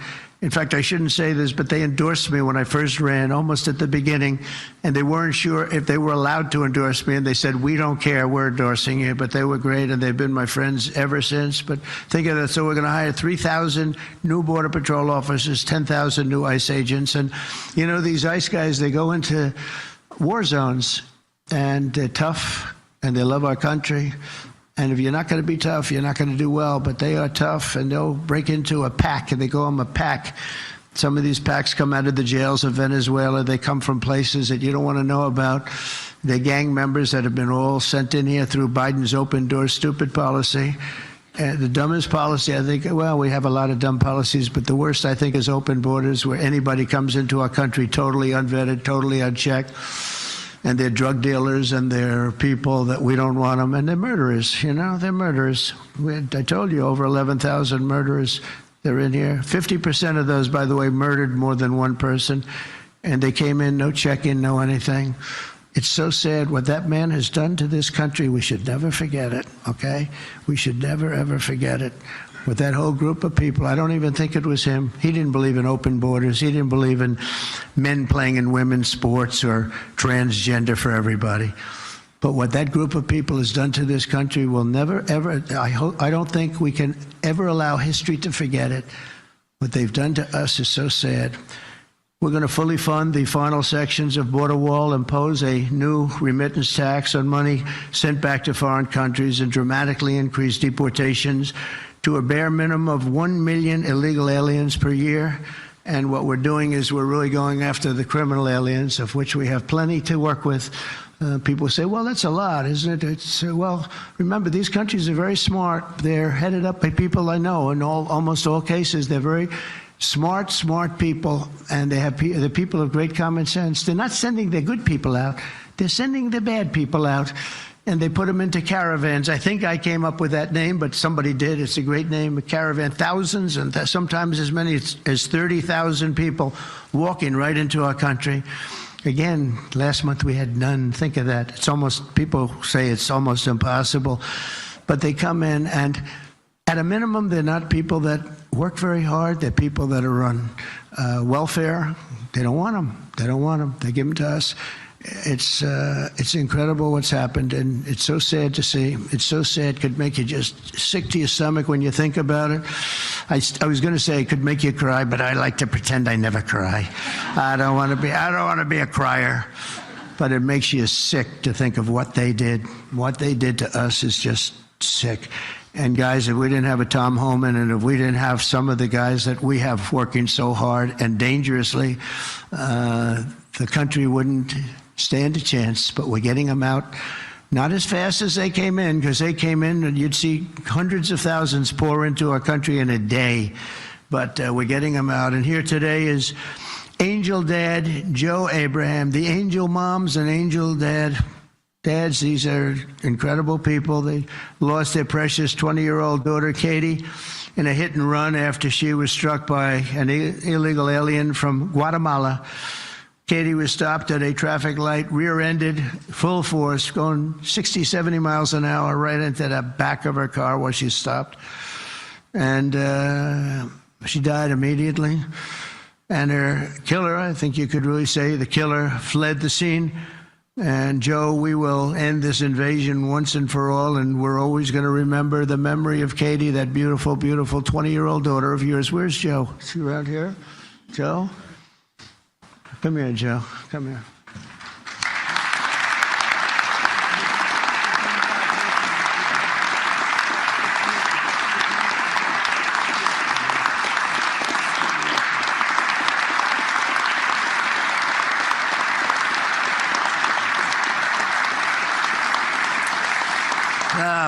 Oh, boy.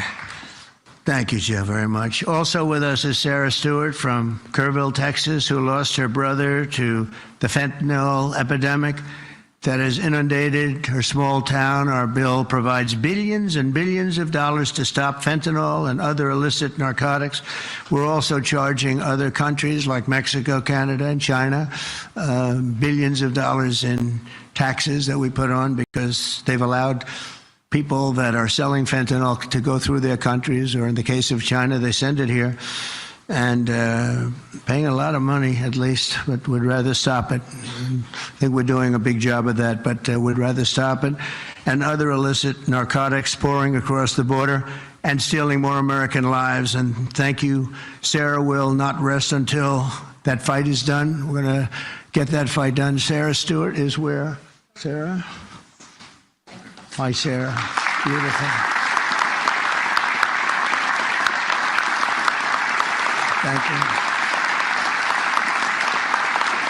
Good guy, huh? Yeah. I can see that. I also want to thank the president of the National Border Patrol. His name is Paul Perez. He's been with me from the beginning, and Brandon before him. These are great people. I've gotten very friendly with some of these people from Border Patrol and ICE because I'd call them once every 2 or 3 days. How we doing? How we doing? How we doing? If you remember, Kamala was the border czar, and in 4 years she never made one call to Paul or Brandon or anybody else. And I'd like to have Paul come up, say a couple of words. If you're here, Paul. Where are you, Paul? Oh, there you are. Go ahead. President Trump made promises that he's kept. Now it's time for Congress to back him up. We need to end the chaotic and recklessness that Biden allowed into this country. The millions of people that are out there, we're going to get with this big, beautiful bill. We've got the funding, we've got the technology, we need everything in that bill to get it done so that no more families are victimized. And those that have victimized families, we can go get them out with ICE. Our officers and agents are not afraid. We're ready to take this fight to them, and we've been so because of President Trump's leadership. Thank you, sir.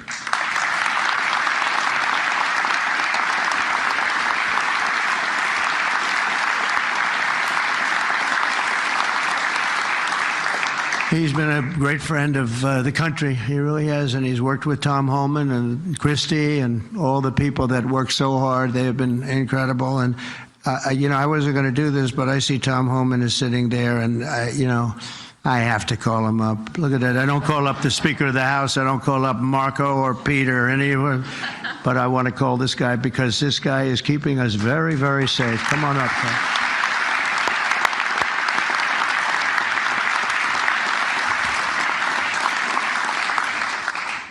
Well, look, I think this issue of the big, beautiful bill should be nonpartisan. I don't know what the hell's the matter with everybody up in Congress?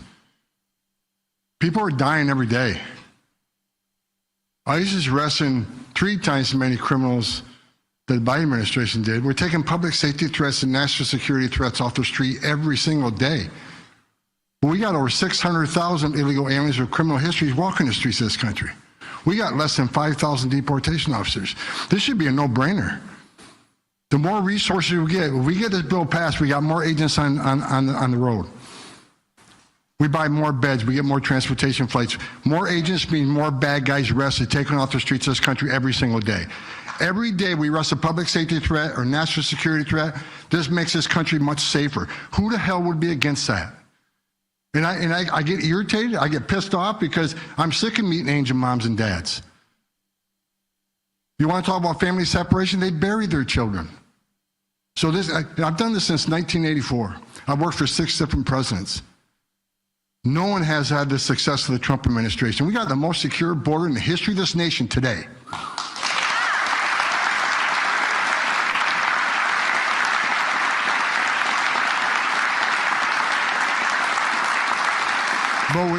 But we need more border wall. Border walls save lives. Women and children can't get over that wall, which means they go to a place where there's not a wall. And what's waiting on them? The men and women of the Border Patrol who take care of the humanitarian needs and save their lives. We already got fentanyl seizures down half. Fentanyl seizures should be 100%. We should have 0 fentanyl coming to this country. We need money to help secure that border at a higher level. Stop the fentanyl from coming in. Stop the sex trafficking of women and children.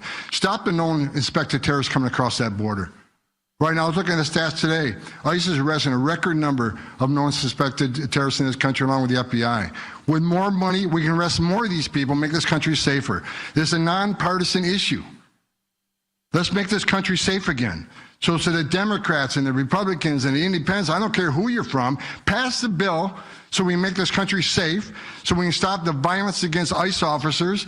Let's make this country safe again. And without that bill, it's going to be a hard road. We got a lot of people to look for, a lot of people to arrest, a lot of national security threats we know are in this country. We need to find them. We need more money to do that. We need more agents to do that. For God's sake, let's pass this bill and get this done.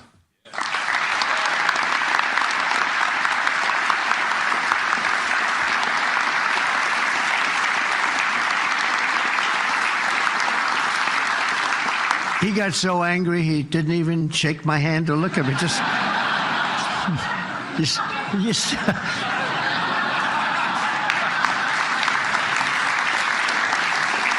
But he's right. He's right. And we have no money for the border if we don't pass this bill. We have virtually nothing. And so we're going to get it done for you, Tom, and for all of the people that have worked with you. It's been amazing, the job you've done. And just in finishing, look, this is the largest tax cut in the history of our country. They want to give you, the Democrats want to give you the biggest tax increase in the history of our country. They have things, whether it's border or economic development or no tax on tips and Social Security and no tax on overtime and all these different things. There are hundreds of things here. It's so good. And we're going to also cut costs. We're cutting $1.7 trillion in this bill, and you're not going to feel any of it. And your Medicaid is left alone. It's left the same.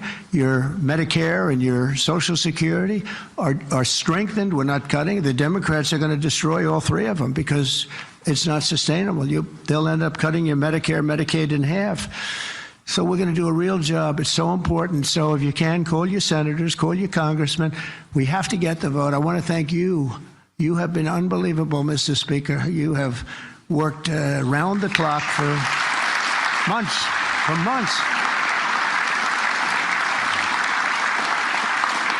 And, you know, I shouldn't say this, but we don't want to have grandstanders where one or two people raise their vote. We don't know. And they do it to grandstand, that's all. Not good people. They know who I'm talking about. I call them out. But we don't need grandstanders. We have to get our country back and bring it back strong. And our country is going to be stronger, bigger, better than ever before. We're going to make it better than ever before. And that's despite the bad hand that we were dealt 6 months ago. We were dealt a really bad hand. We were dealt a sick hand. It's unbelievable. You know, when I came back yesterday, as you know, I made a big trip to a place where we had 28 countries represented, and we did something that's never been done. They've raised the number of money, the amount of money that they spend to $1 trillion a year, and that's for world safety. But they all asked me the same question. They said, how could you have allowed this to happen to your country? I said, I didn't do it. But they said, how could you allow people to pour in? They don't understand it. They all have borders. They have fences, they have walls, or they have just strong people standing there. You can't do it. And they said to me, you know, it's amazing that they allowed these things to happen. And it's amazing, too. I agree. You know, as a business guy, I always like to understand where the other side's coming from. What do they want? What do they get? And, you know, you can make good deals based on understanding the other side.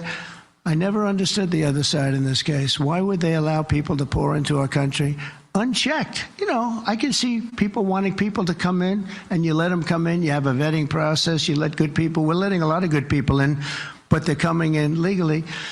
But why would you allow people to come in that you can look at them and say, big trouble, big trouble? Why would you do it? It's nobody understands. And a lot of people say voting, but, you know, we've got to strengthen up our elections because the voting is crooked as hell. Got to strengthen it up. But it's not that. It's either they're stupid and they're not stupid, or they hate our country. But we love our country, and we're going to stop this madness, and we're going to get this bill approved. And all of the things that I've been talking about now for 2 years on the campaign trail, and we won, remember, we won every single swing state. We won by millions of votes. We won everything. We won every, it was a landslide. We won something that nobody talks about, districts. You have thousands of districts. We won 2,750 to 505. Think of that. You see a map. The whole map is red. That stands for Republican, by the way, because it stands for a lot of other things too, but it stands for Republican with a little piece of blue on each side. But that's why, think of that, 2,750 districts to 505 districts. That's what, this was a slaughter, but it gave us a mandate to do some great things. And I want to thank John Thune, and I want to thank the Speaker, and I want to thank Marco and everybody here, they have been so incredible. Pam, you've been unbelievable as the Attorney General. We appreciate it. Not easy. Not easy. And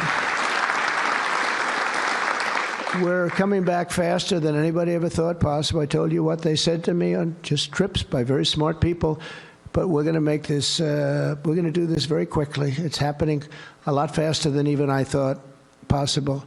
And we're going to be celebrating very quickly, and we're going to be celebrating for a long time because we're turning our country around. We're getting our country back. And we're ruling with common sense, you know, whether you're conservative or liberal or, as they like to say, progressive. They don't like the word liberal anymore. Progressive, I think it's a beautiful word, too. That's why I call them liberal. It's too nice a word. I don't know how you can be progressive when you're turning the country backwards. But no matter what you are, it's all about common sense. And I think that's the way I've ruled. I do what's right. I want to have borders. I don't want to have transgender for anybody that happens to leave the house at a young age, the things they do. I don't want to have men playing in women's sports. That's got to be, you know, they say it's an 80-20. I think it's a 97-3 issue. It's so ridiculous. It's so ridiculous.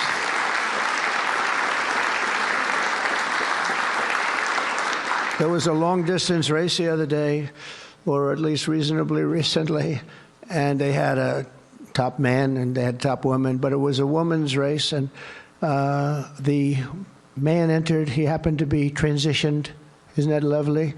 And he entered the race, and he beat the champion woman by 5 hours and 14 seconds. 5 hours, that's a lot. Think of it, you're waiting 5 hours for your beautiful daughter to come in. Come on, baby, let's go. You can do it. He won by 5 hours and 14 seconds. It is crazy, and it's so demeaning, and they don't want to change. I see it the other day. Guys like Schumer, our great Palestinian senator, this guy, no, he's changed. He used to like Jewish people. Now he's totally against Jewish people. It's the most incredible transformation I think I've ever seen. But who would allow this to happen? In other sports, the same thing. Try the weightlifting numbers someday. You want to see some big differences. In a million years, the women will never catch these numbers. It's not going to happen.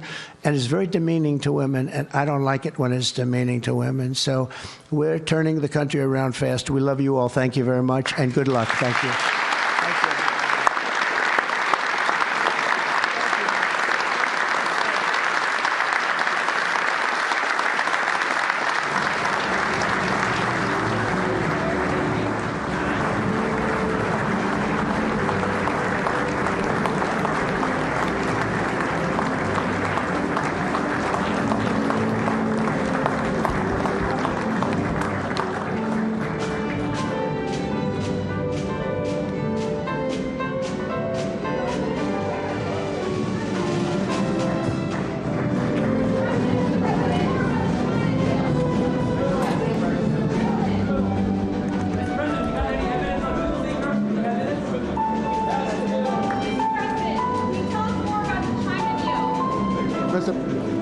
Mr. President, can Congress finish this by July 4th? We hope so. Mr. President, what on the message on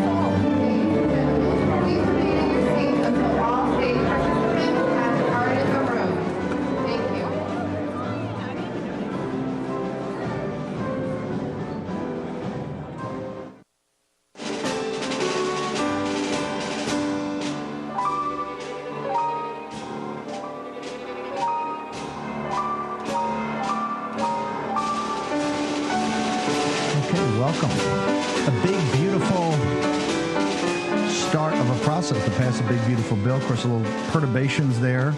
You're in the war room. We'll do our traditional, maybe cold open in a little while, but we're honored to have. Do we have her up? First of all, we got Brian Glenn in the room. We'll go back in a second.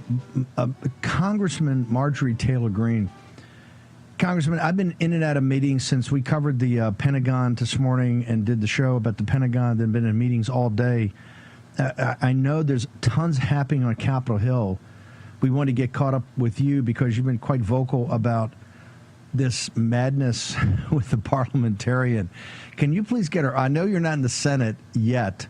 Could you talk to us about what the hell is going on? Well, I think everybody's asking that question. Basically, what you're seeing is the bill isn't doing so good right now. Of course, we want to pass President Trump's agenda as fast as possible. I love the tax portion of the bill. I love the border security part of the bill and the energy part of the bill. But what I don't love, Steve, is basically something we call poison pills. that have been slid into this bill, and we're really upset about that. So there's a few provisions that need to be taken out, but there was just an absolute unforgivable thing that happened today by the Senate parliamentarian. And the Senate parliamentarian, she has a lot of power over a reconciliation bill in the Senate. She was appointed by Harry Reid, former Democrat senator. So that should say as much as you need to know. Well, she stripped out some extremely important provisions that we in the House put in the bill. We put in provisions that would stop taxpayer funding of sex changes on children, gender-affirming care. So that was something President Trump campaigned on. That's what I campaigned on. My Republican colleagues, we stopped that in the big, beautiful bill. We also did something extremely important. We put in the bill that no illegal aliens can receive Medicaid and Medicare. Well, the Senate parliamentarian stripped out those provisions. And so this is like, as a conservative, many of my colleagues, and I'm sure President Trump himself, does not want to pass a bill that will continue funding child sex changes with taxpayer money and will continue to give Medicare and Medicaid to illegal aliens that Joe Biden and Kamala Harris let in our country. And so these are the things that are happening in the Senate. Many of the senators are upset as well. We're all hoping to get the AI 10-year AI moratorium out of the big, beautiful bill. That should have never been in there. Absolutely did not belong in there. That was not part of the campaign. And so that is actually being worked on right now. But it's not looking good for the deadline that President Trump wanted, we all hoped for. And we're just going to wait and see what's happening in the Senate. One of the best things you do is to get people up to speed on actually some of this inside baseball, which they love. First off, the reconciliation, why can't it have this and why did it take so long? I understand that it's not directly related, because the reconciliation is a little bit of a gimmick. You can use this as because it doesn't take 60 votes, only 51, but they had this thing called the Byrd Amendment from Senator Byrd that you basically couldn't slip in policy changes that was not directly related to the to money. Right. So, however, why is yeah? Go ahead. Go ahead. Well, the Byrd rule it is in place here in the Senate parliamentarian. That is what she runs everything through, the Byrd rule, and see if it's policy changes. But she hasn't been consistent. So, for example, she allowed the 10-year moratorium on state rights to make laws and regulations on AI. She allowed that to go through, and that's the biggest policy change you can even think of. That's destroying federalism for 10 years. Yeah, that's a policy change. She allowed that to stay in. However, she took out things like stopping funding of transgender surgeries on kids. She took things out like stopping Medicare and Medicaid for illegal aliens.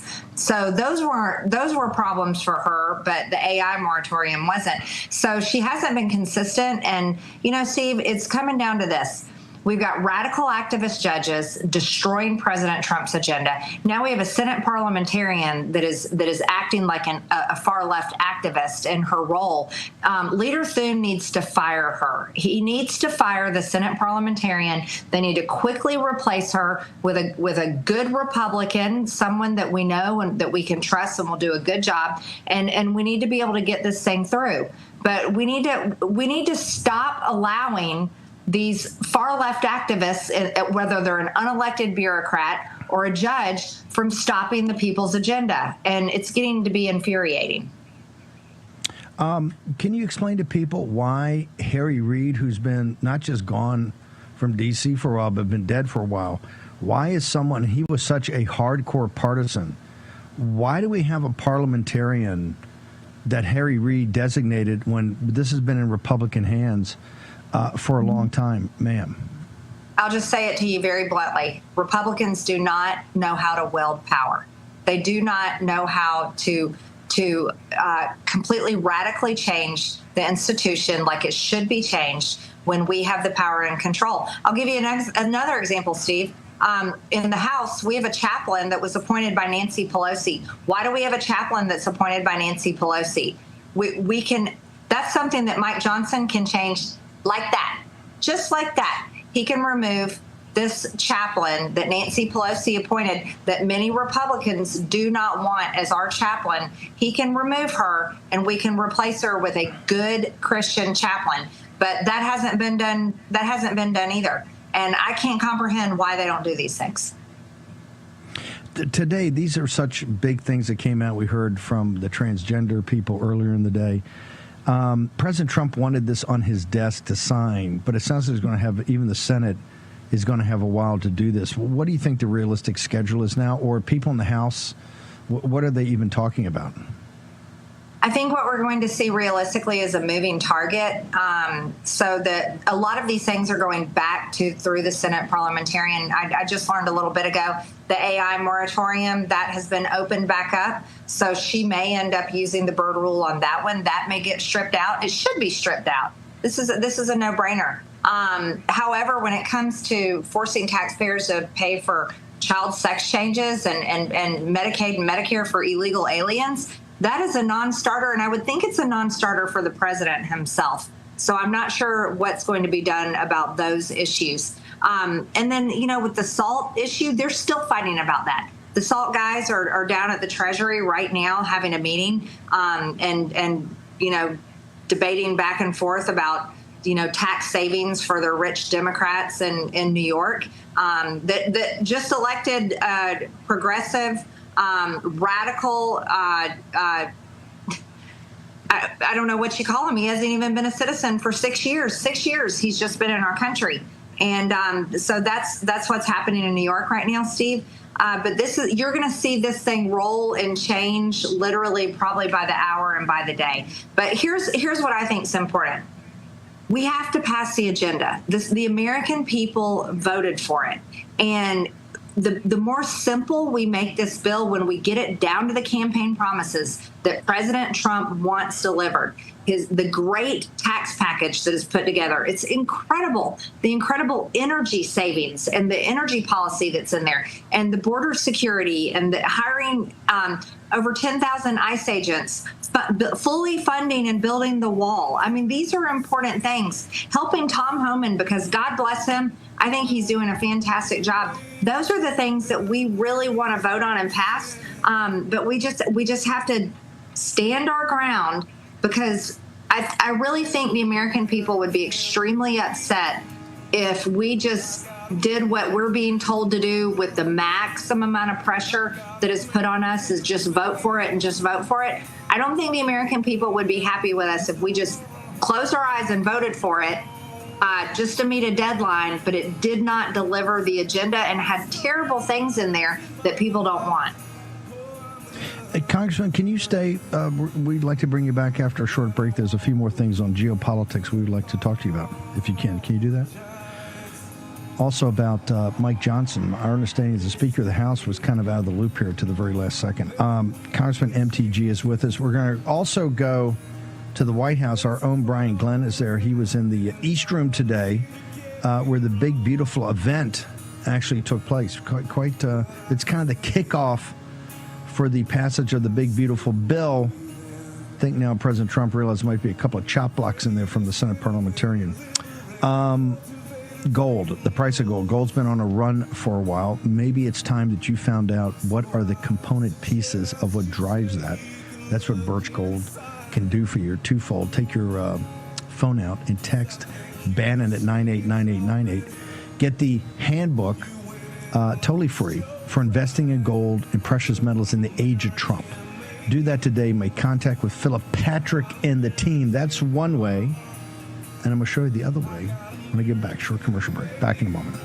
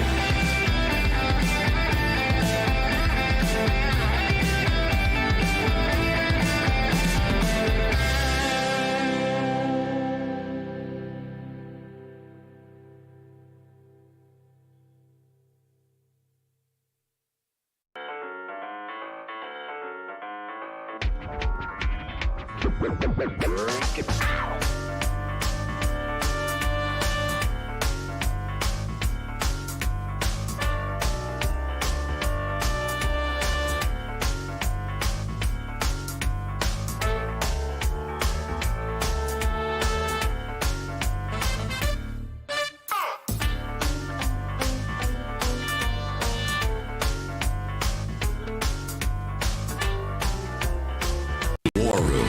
Here's your host, Stephen K. Bannon. Okay, Congressman, thank you. By the way, so things are moving. Congressman MTG sounds things are moving even as we speak about the big, beautiful bill and the parliamentary. It's going to get quite complicated. We'll make sure you're up to speed on all of it. One thing that shocked me is that they said the other day, reported, and actually Speaker Johnson confirmed it, that Thune and these guys were not really, Senate leadership was not keeping the Speaker in the loop on changes that were being made. Is that true? And how's that setting with essentially the conference? I don't think that's very good. The Senate, whatever the Senate passes, has to come back to the House for another vote. So I would think the Speaker and the Senate Majority Leader would be in lockstep and complete communication at all times, because we have the tightest numbers in the House. We can barely lose any votes. So they should be constantly communicating, and the Speaker should be an advocate for the members in the House on what we will and won't vote for. And, you know, we basically want to make sure that it's President Trump's agenda that gets passed. You know, there's a lot of people that work on these bills, and provisions get snuck in. And it's extremely important for the House and the Senate to be on the same page as tightly as possible so that we can do what President Trump is asking us to do, which we very much want to do. And we would love to have a huge July 4th celebration with him and get the passage of this bill signed. And that's exactly what we want. So I don't know. I think those guys should be on the phone every minute and be meeting constantly all day long. Well, July 4th is next, not this weekend, but next weekend, right? That's going to be physically impossible right now with the, I mean, it's just not going to happen with the parliamentarian taking all this out. Is that even doable? Because the House will never vote for giving illegal aliens Medicaid. It just is not going to work, particularly with other Medicaid cuts to working class people. That's not going to work, is it? Well, I mean, we always remain hopeful, right? We want to see it work, but it looks very difficult, extremely difficult. So in order to get it passed and to his desk by July 4th, the Senate was supposed to pass the bill tomorrow. And that, from where it's sitting right now, that seems extremely unlikely unless miracles happen overnight. And who knows, it may happen. And then the Rules Committee in the House was going to take up the Senate bill and mark it up, and then we were set to come back on, I think, Tuesday, is my understanding, or Monday night, possibly. And so that was the timeline that I had been told. However, it seems that timeline is going to be very unlikely now. Congressman, there's reports out of Axios today that says that Netanyahu is pushing hard for President Trump to have him to the White House for a celebration on this on the 12-day war. Obviously, a lot's changed. Yesterday, this kind of exploded. 2 days ago, the explosive victory in New York. A lot of people are saying that's a referendum on Netanyahu. He's pretty toxic. Do you think it's a smart thing to do to have the president have Netanyahu, given the uncertainty in American politics right now and a lot of questions about our relationship with Israel? That, of course, is up to President Trump. I would never step in the way of what the president should and shouldn't do, and he will definitely make that decision.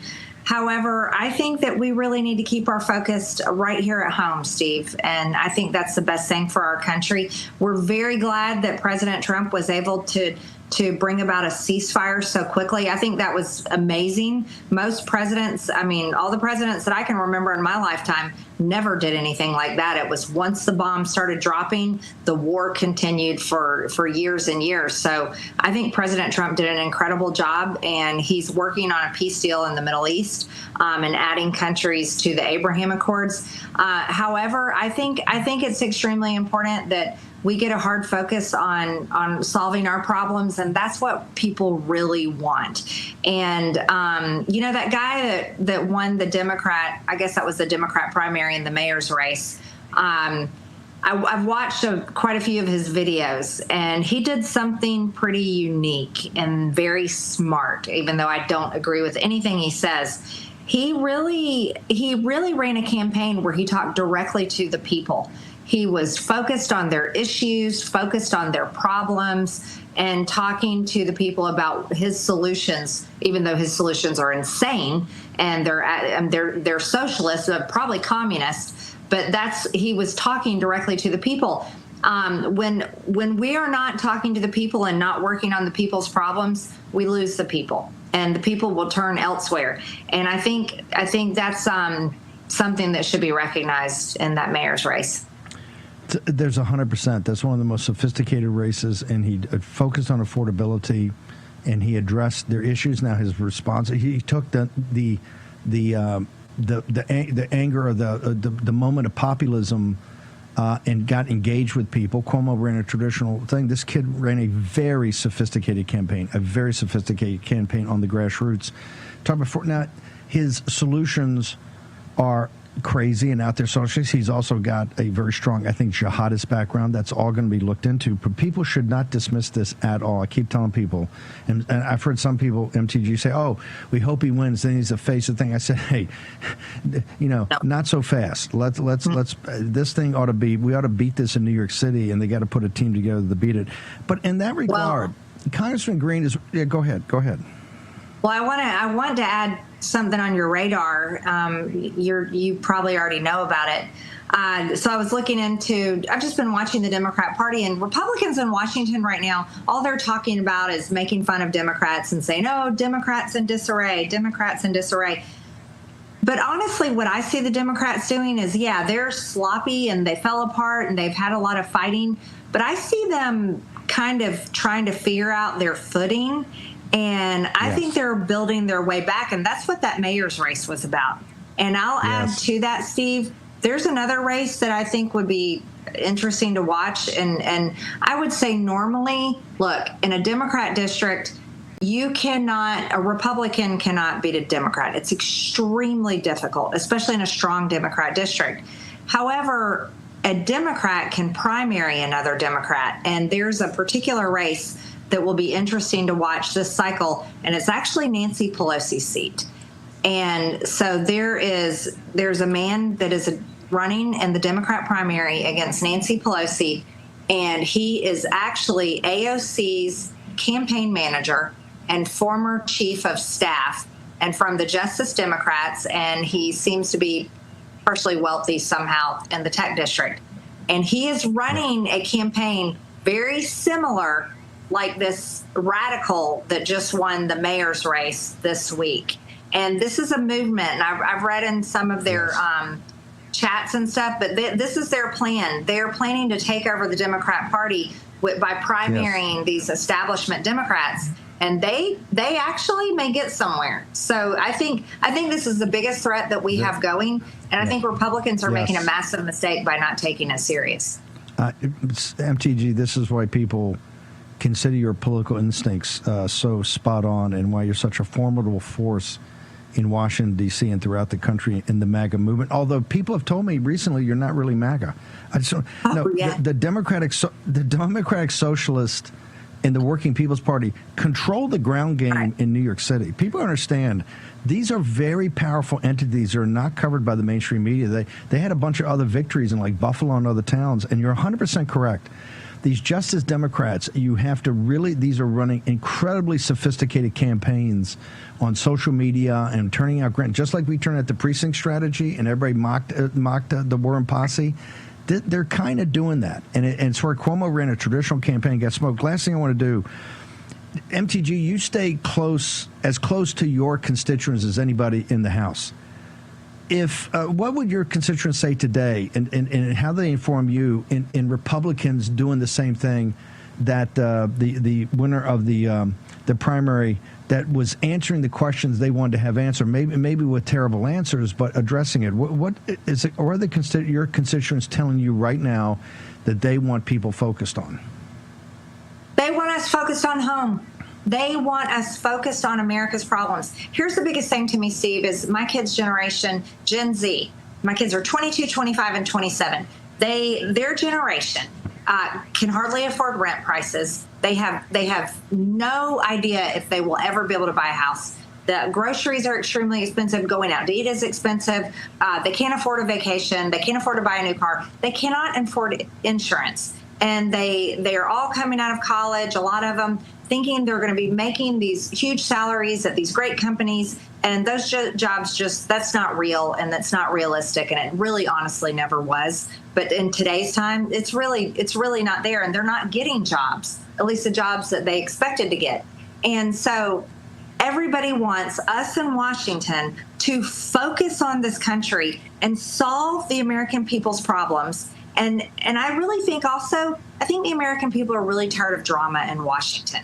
They are tired of feeling consumed by the news. They're tired of feeling like they have something to be afraid of, or being told they have something to be afraid of. And they just want the problems fixed. And that's how my district feels. And I 100% agree with them. And so I think that we just have to cut out the BS and just get to work. And when we do that, oh my goodness, when we stop worrying about this foreign country and this foreign conflict and some war that has existed before our country ever came into existence, and when we quit worrying about all these things that are outside of our true control, and we get to work fixing things here at home, oh my gosh, then we really will make America great again, Steve. And I'm MAGA through and through. There is nothing anyone could do or post on social media to change that. No, you're quite MAGA. You've been with us from the beginning. Congressman Green, social media, where do people go? We got about 30 seconds. You can follow me on Rep MTG. Congressman, thank you. And thank you for sticking up for the president, the country, and the MAGA movement. Appreciate you, man. Short commercial break. Going to try to go back to the White House with our own Brian Glenn. Short break.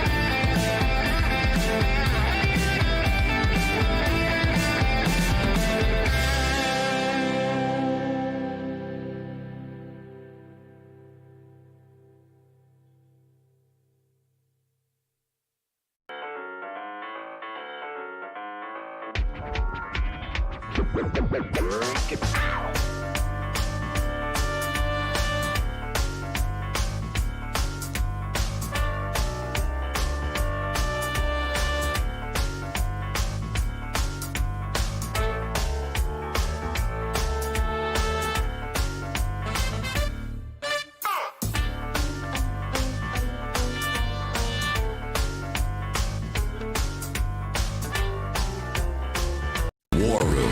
Here's your host, Stephen K. Bannon. Okay, things are going to get a little choppy. They're up on the House. They're up at the Intel. They're up at Intel. They're doing the Intel brief today. We'll get more of that. Remember, Tulsi Gabbard is not there.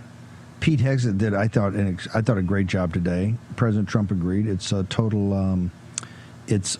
Total obliteration, total annihilation. New York Post had a great piece up, I think I put up on Getter. Things are going to be even more turbulent going forward, right? There's a lot happening in the Middle East. Of course, the Ukraine war.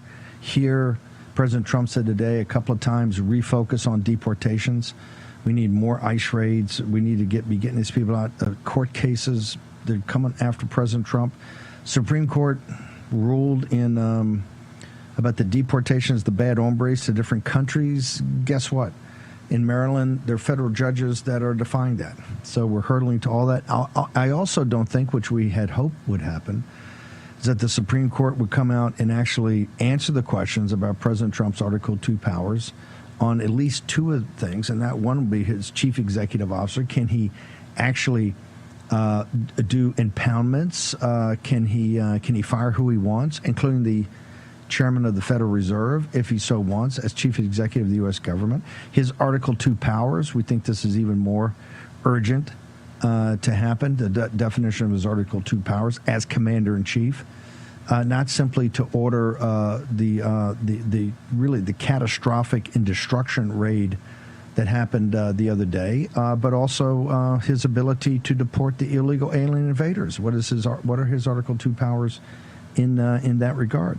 So it looks like the Supreme Court's not going to step in and rule on those. They're eventually going to have to. So people should assume, particularly when the ICE raids take back up, it's going to be a long, hot summer. Now, remember the situation in New York. This young man that is running is actually, I think, from a solutions point of view, more radical than the mayor of Chicago and more radical than Karen Bass, and he is doubling and tripling down on being a sanctuary city. My point is that, as I said before, the 10 years that was summed up in coming down the golden escalator, the next couple of 100 days are going to be really definite. They're really going to define, I think, to a large extent, President Trump's not just legacy, but what's happening with the country right now. As you see the convergence of all these crises.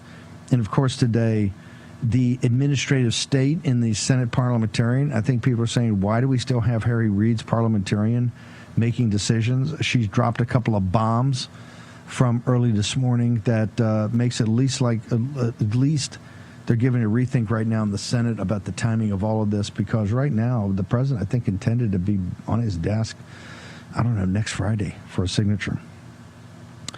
Birch Gold, right? Of course, gold's been on a roll, right? It's up for 400%. It's outperformed the S&P 500, and the S&P 500 is both the 400 is really the industrial and commercial concerns of the country, the publicly traded stocks. When we say the S&P, it basically takes 400 of the equities and does a formula that you kind of get a benchmark of how things are trading up or down. Are people getting into equities or not? You add another 100 of the financial institutions, and you get the S&P 500, which I think people would tell you is probably the best, much more so than the Dow Jones, which is a little weighted to technology now. It's probably the best sense of where corporate America is going as far as people's appetite for equities. The gold has outperformed that in the 21st century, and that's not normal. Gold is, quite frankly, supposed to be a hedge against times of financial problems, financial turbulence. turbulence we got, it's going to increase more as we head towards the Rio de Janeiro on the 6th, which is about 10 days from now. Birch Gold's going to go down there. And here's the reason. The BRICS nations, which are really the global south, control most of the resources in the world. They're saying, hey, we don't like having to be on the dollar. It gives the United States too many chances to sanction us. The SWIFT system, they can monitor what we're doing. Plus, if we don't like the way the United States government is running their economy, or maybe not cutting their deficit, you see a decrease in the purchasing power of the dollar, they think that, hey, they're taking the hit for that. So there's all these alternatives. None of them are particularly practical right now. The U.S. dollar as the standard world currency, what's called the prime reserve currency, is not going to really be challenged. But they're coming up with alternative after alternative after alternative. At the BRICS in Rio de Janeiro, the Chinese foreign minister and others are going to put some in play. They're going to have discussions, and that's where we are going to try to get the trend line of where they're heading for this. There's a lot of talk that the Chinese may step up. They've already, the finance minister and the Bank of China have already, the People's Bank of China have already said, hey, we want to get off the dollar. We think having the dollar makes the world more unstable. That the Americans, the way the Americans run things, and they're bombing everywhere, and they're sanctioning everybody, and they kind of ran the deal as a hegemon, but they don't run the deal anymore, so we should get off the dollar. This is absolutely, vital to your immediate financial interest, right? The two things we tell you, the dollar being the prime reserve currency and also the 10-year Treasury, are two things that are absolutely central to what your financial situation is in the modern world. And that's why we tell you, go to Birch Gold. We've done a series over the last 4 years, now the 7th free installment, and we did this to teach people what a debt ceiling is, what debt is, what deficits are, how it's financed, how it's paid for. Because, and you say, hey, look, I hate mathematics. I never did that in grade school or in college. My palms sweat. You don't have to worry. We've made it accessible. Why have we made it accessible? The reason this show is so powerful is because of the audience. You're not just informed, you're active, right? You use your agency, which is one of the big watchwords that we have here. So make sure you go check it out. Birchgold.com, End of the Dollar Empire. Everything's free. One of the reasons we love partnering with Birch is that the information they put out about gold to get you up to speed and make sure you know more, it's all free. So go check it out today. Of course, there's a lot of activity in gold. Today, central banks are buying still at record rates. We had the story the other day that $252 billion of gold, the gold reserves of Italy and Germany that have been in the United States since post-war, because they thought it'd be a good place to store them since they had both lost in World War II. And there's a little, you never know where you're going to lose, artwork, gold, all of it. So they stored it in the Fed in New York. They're thinking about getting it back, right? They're very uncertain about the future. So go check it out today. Birchgold.com, the End of the Dollar Empire. I want to go back to start the day. We had the briefing of Pete Hegseth and General Raising King. We have a clip from that. Can we go ahead and play? Let's go ahead and play the clip. This was kind of a confrontation. If you missed this morning, I've never seen this, and I've seen a lot of Rumsfelds and Cheneys when they had to get in guys' faces. Check this one out. Do you have certainty that all the highly enriched uranium was inside the Fordo Mountain, or some of it, because there were satellite photos that showed more than a dozen trucks there 2 days in advance? Are you certain none of that highly enriched uranium was moved? Of course, we're watching every single aspect, but Jennifer, you've been about the worst. The one who misrepresents the most intentionally. I don't what the president says. I'm familiar. Report about the ventilation shafts on Saturday night, and in fact, I was the first to describe the B-2 bombers, the refueling, the entire mission with great accuracy. So I take issue with that. I appreciate you acknowledging that this was the first the most successful mission based on operational security that this department has done since you've been here, and I appreciate that. So we're looking at all aspects of intelligence and making sure we have a sense of what was where. So today, I think it summed it up. There was a second kind of mini bomb damage assessment, but I think the consensus is it's a total obliteration or total annihilation. It's not real. It's not going to be put back together anytime soon. President Trump's declared the end of the 12-day war and said, hey, guess what? We're not going to do regime change. In fact, we may do the exact opposite. And, of course, he called out Fox News right there. He says, you misrepresent the president the most. Fox News is the Israel First school of thought, and what they do. And listen, we're huge believers in Israel, in the nation of Israel, and the Jewish people. We've been adamant that they have to do what is in the best interest of Israel, just like we have to do what's in the best interest of the United States of America. Those are not always going to overlap, right? And both nations have to make their own independent decisions. President Trump made a very bold decision here to actually come in with really the most collective amount of lethal firepower I think has been put together since World War II, since the closing days, and not just the bombing of Germany, but the bombing of Japan. And I'm not even talking about the atomic bomb. I'm talking about the firebombing and the bombing of Japan to destroy its industrial base. President Trump, it was that level of complexity and firepower, kind of a bolt from the blue, and ended like a thunderclap. Ended the 12-day war. What's happening, and you see this, is that they're still trying to push, well, we don't know where all the material are, we need people in there. Hey, if the Mossad wants to go in there, IDF, to commandos, have at it. If that's what you feel is necessary. President Trump, we've already answered the question for the American people and feel quite good about it. And there's no interest in regime change. I mean, President Trump's actually is actually talking the worst. I mean, even things that we're huge proponents of, which are these economic warfare, these really strict sanctions and secondary sanctions on the trading of oil and the giving of oil, natural gas and oil to the Chinese Communist Party because they're paying top price. It's getting cash to the mullahs to kind of keep the regime going, to keep the country going. President Trump seems very open to that. Steve Witkoff talked today that they're going to let that happen. So the war is over. And for all the people, the Tel Aviv, Levin, and this crowd, Fox News, they have the sad faces, and they have sad faces. The curvy couch had a sad face today when Pete Hegseth called them out, and then said, "Hey, this thing is over." They have a sad face because they need a forever war. On cue, this is almost hard to believe. On cue, when we were on the morning show, what did they put up? You can't make this stuff up. You can go to my getter of Gracie, do me a favor and pull it and just push it out everywhere. On cue, they came out and said, Pakistan, Pakistan is it really working on a ballistic missile that can reach San Francisco? Have you heard that before? This is a forever war crowd in the Middle East. The defense contractors, some of the people of the Israel First movement, all they want is continual war. And it's to the detriment of the state of Israel and the Israeli people, because right now they're in a mess with Hamas, which they got to finish. And then maybe take a deep breath and regroup. And they've done a terrific job.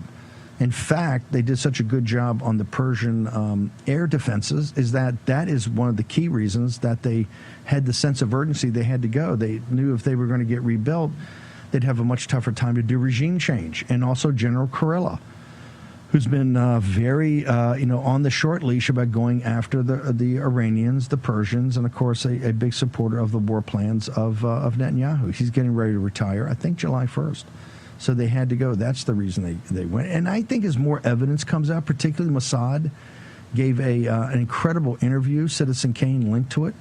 It's if you haven't read it, you ought to read it because it goes through details of how infiltrated they were to Iran, how they took down the Iranian scientists and they did everything, all that.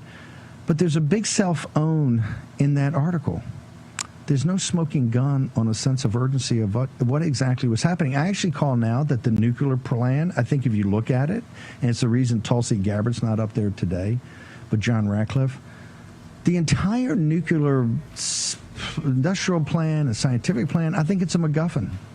I think it's that strategic thing in a movie like the Maltese Falcon or Casablanca, where, we got to get the passports or we have to get the Maltese Falcon. It's just a device to drive the narrative. And you realize it's really not important, and it's a physical thing, but it's not really important in the real world. I think the whole program's been a MacGuffin. Short break, back in a moment.